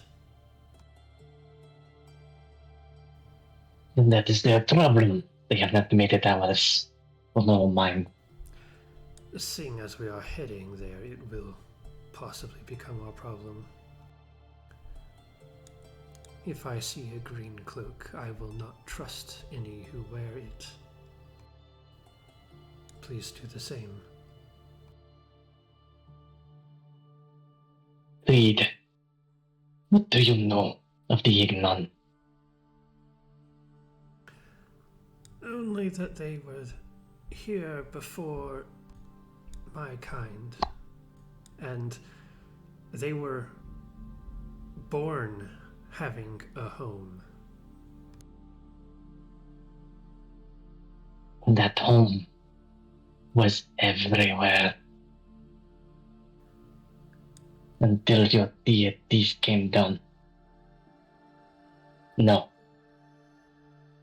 Tell me, what would a people who has every reason to hate all others have any issues cutting down those who would stop me from doing what I need to do for mine?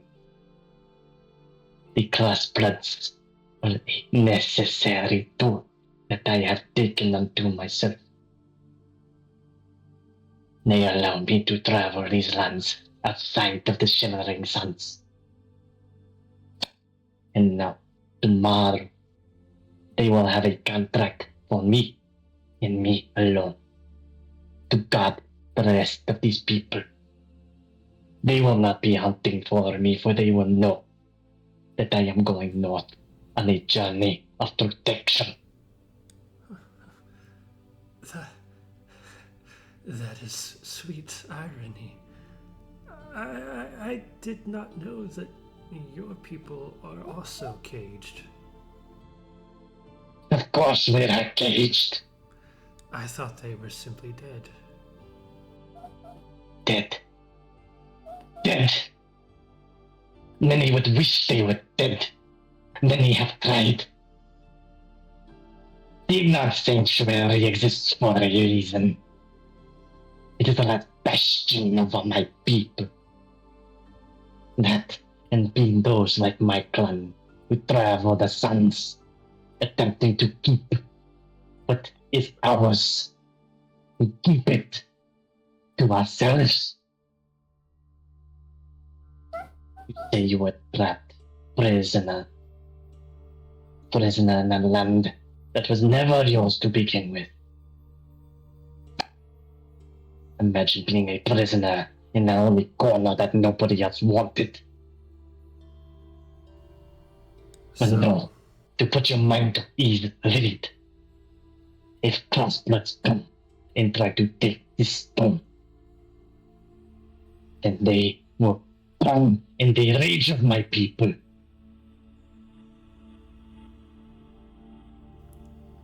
That was a lot of words, but I believe that you've said what I wanted you to say.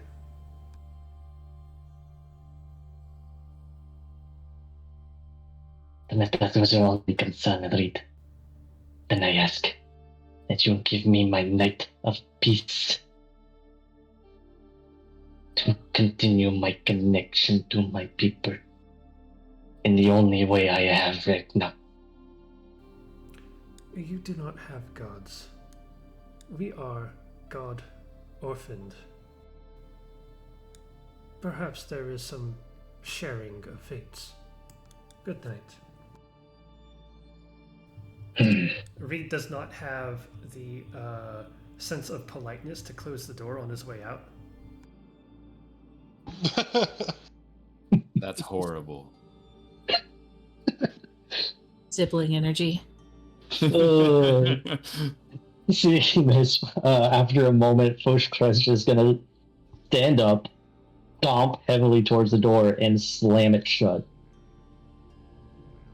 There is a sound of briefly splintering wood as the vault structure not match Ignan rage, and you can all hear a door slamming in this tavern. I think that Lorenz will pack up some of his stuff and join Leora on the balcony.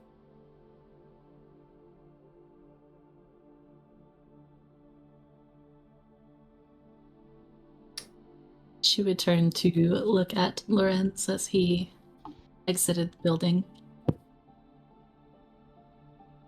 Well, hi. I hope I wasn't disturbing you. No, come, sit down with me. I was just looking up at the stars and seeing if they cared to gift me anything tonight.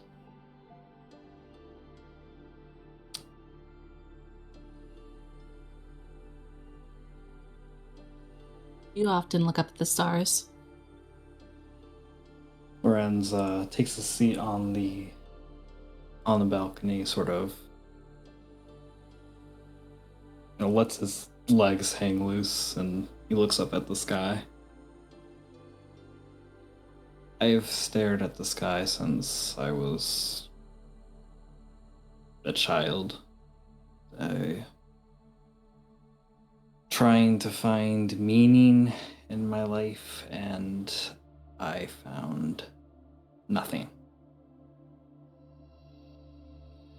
No purpose, no reason, no justification for why it was the way it was. But it is not their fault. The stars are what they are.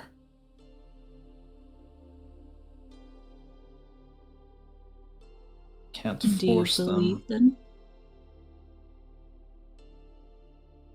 I don't know anymore.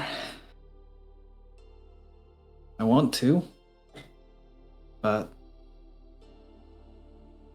it hasn't gotten me anywhere. Only thing that's gotten me anywhere is myself.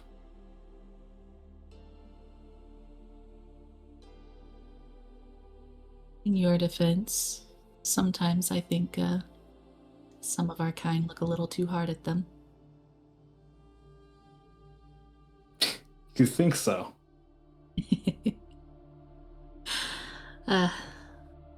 Yes, I do.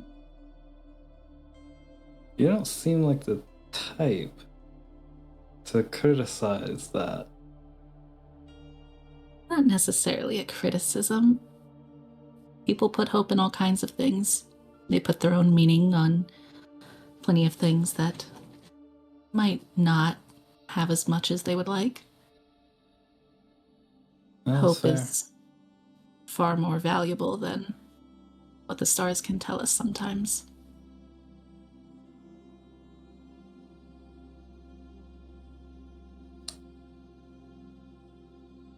Lorenz glances over to Leora, and there's sort of hidden underneath his expression a tinge of remembrance of a quite painful time. Hope can be a very sharp weapon. Can also The wrong be hands, yeah. one's downfall, used improperly.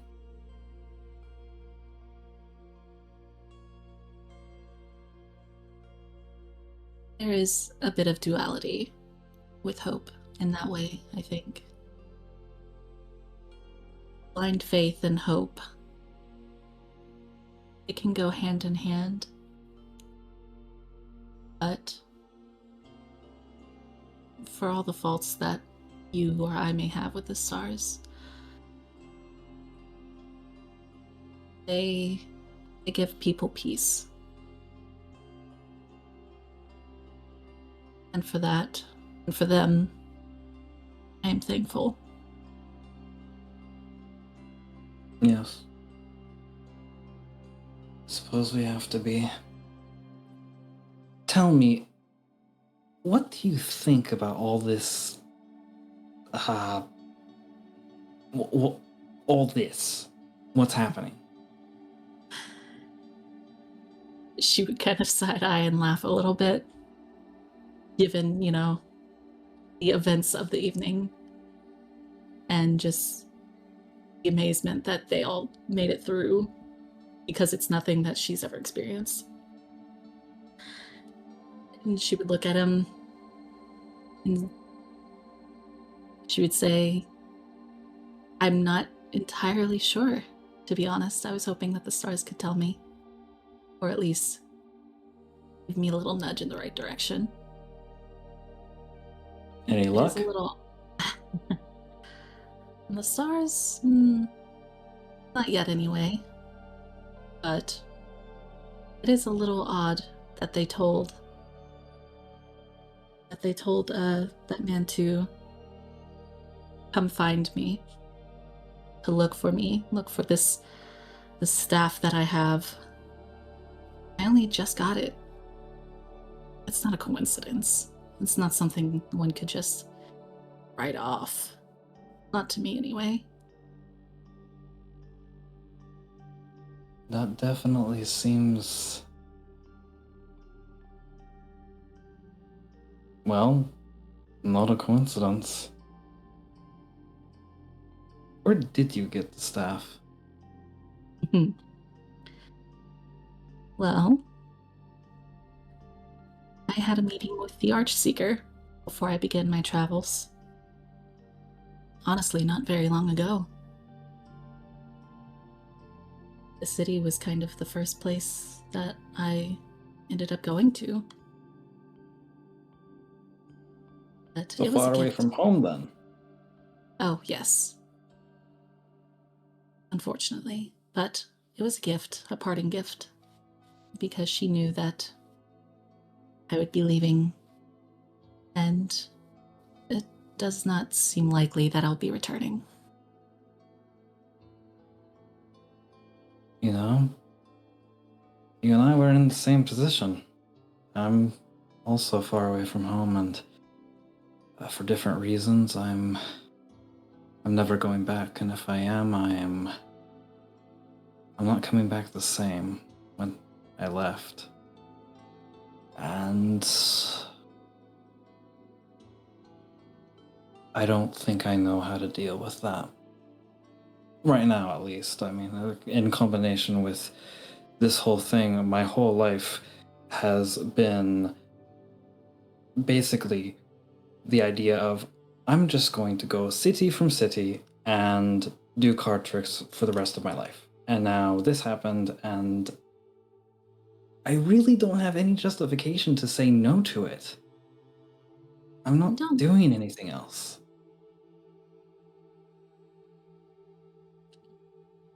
Don't say no. Sometimes you just go with it. I don't think any of us are going to be the same, truth be told. I don't think what we've experienced is something that people can just ignore and go back to the way that things were.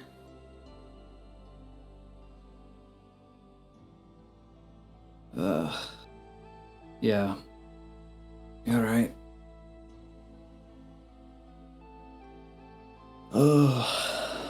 I think I'm actually starting to feel tired. Getting late. Go get some rest. Yeah. You get some as well.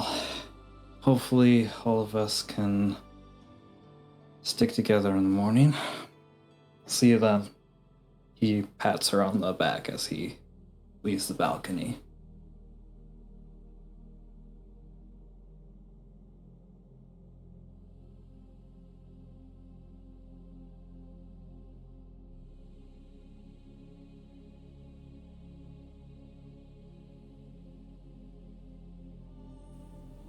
And the balcony closes. Is there anything else? Do you plan on anything else occurring for the first night of this campaign? I would like to, right before going to sleep, pull out my golden dagger and just kind of look at my own reflection in it for a moment, and watch the gem at its hilt fill with color. I don't seem to be... doesn't seem to deviate from the way it was. There are some faded colors, obviously. They're sort of pastel, kind of weak, thin. Nothing to be concerned about.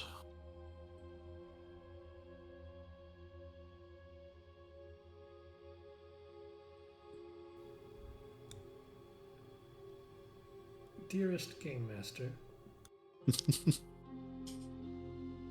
Oh, did my words not go through? No, I got all that. I got all of it. Okay. Alright. I have a question. You may have an answer. Do I feel tired? There's an aspect of physical strain that you know to be natural. Your muscles hurt. You didn't suffer any wounds this combat, but there is still the sort of natural shake after the rush of adrenaline fades, but there's something calming about the way you do or don't close your eyes. It's your choice. You're more conscious than asleep.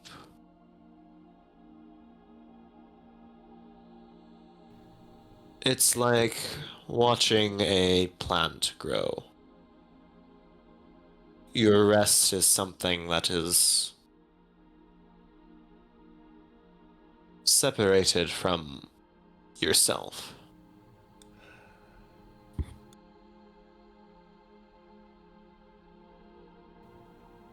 Even now, there's some beauty.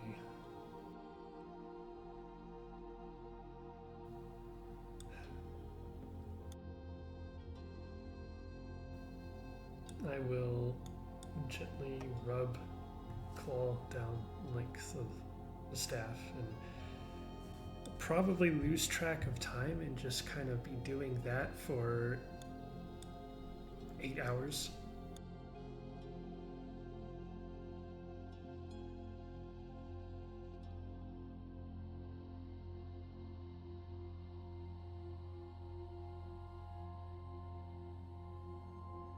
And the night passes with more or less rest pending. The stars overhead, their show for the night is over.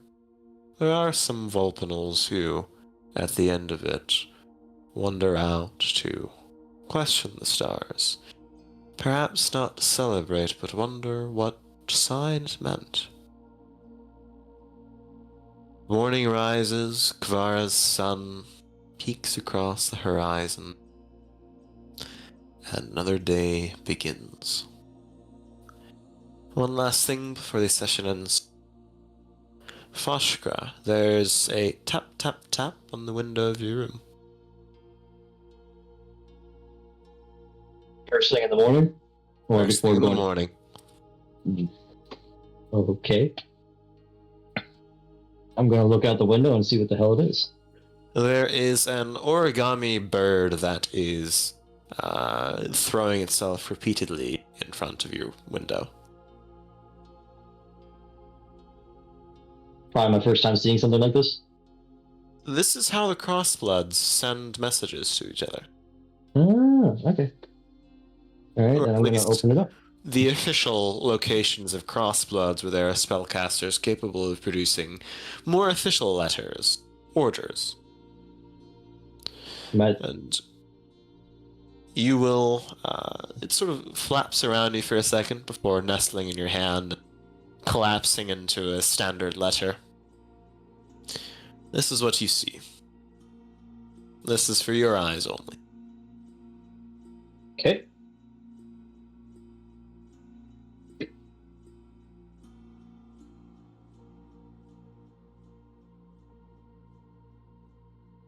In either case, feel free to take a long rest.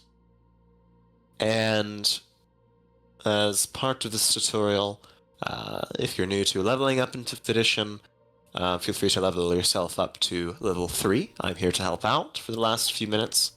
We're going to just walk through. I sincerely hope you enjoyed the first session campaign. I could not be happier.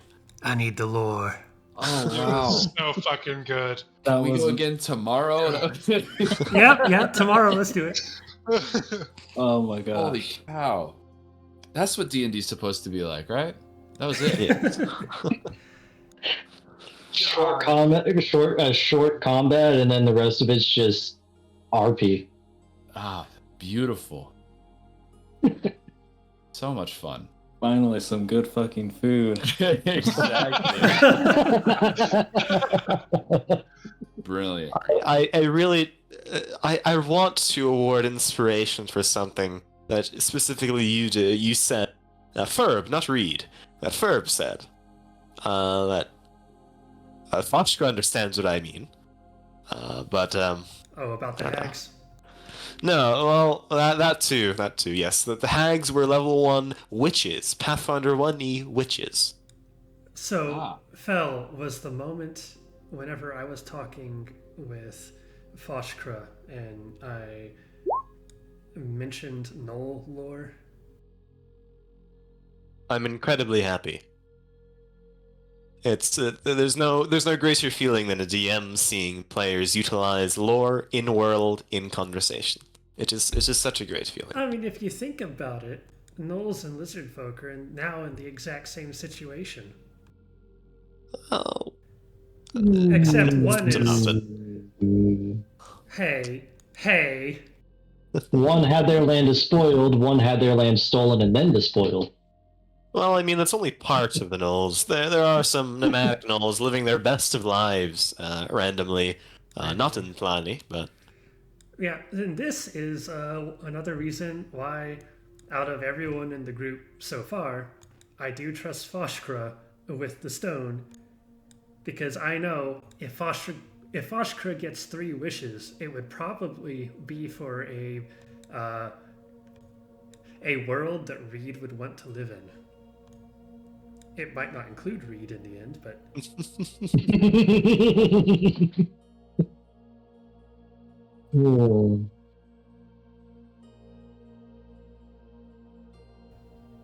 When can we play again? We will actually set it. That Oh, like, is for real though. a question, yes. Let me check my calendar. So the Curse of Strahd game, I have running a session on, let me see, September 28th, October 5th, and the 26th. Every other Saturday, I am open for a game.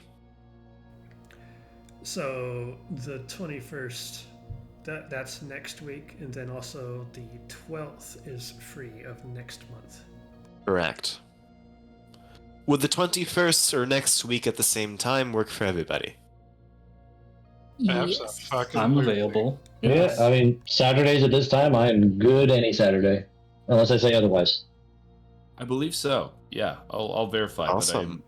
But I'm 90%. Then sure. that is confirmed. Foshka, what do you think of what I sent you? The letter. All right. Make Reed proud, Foshkra. Careful what you wish for. Hey, Fel, when I try to level up, the only roguish archetype in the list is Thief, and it won't let me, like, select roll. Roll 20, so I'm enter mine.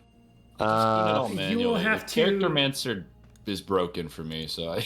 You'll have to Oh. look up other subclasses, because I believe on Roll20, you actually have to purchase the book materials for it to show So up. I have purchased the book materials. Have you and I believe added I've- it to this game? Let me check.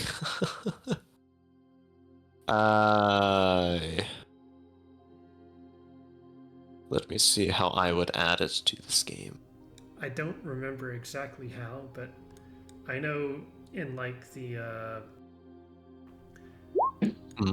there's not in the actual game Content, let's window, see. but whenever you're like Yes. setting up the options, there's something for that. Yeah, I'm only seeing Primal Path of the Berserker. I thought It won't let me roll for HP either. Like, it won't let me, like, I'm hitting it, and it's not doing anything. Huh. Maybe it's because I had the window popped out. Hold up. Whenever you you're clicking on the hit dice button, right? No, so I'm in the level up feature, and it says either Oh. roll or average. Yeah, mine wouldn't roll on there either, so I just went and manually added the average Fenton. I don't know. Where are you guys where you're getting that average for HP roll? That was in the Character Mancer. There's 2 buttons. There's one that says roll or average. Well, it's just jank sometimes, I guess. I would like to make myself available to help people level up post session, Yes, please. as I am used to doing things the hard way, and when all else fails, the hard way will not. I'm gonna get out of the Character Mancer since it doesn't even have the path that I can use. Phil, are you alright if I stop the recording? Yes.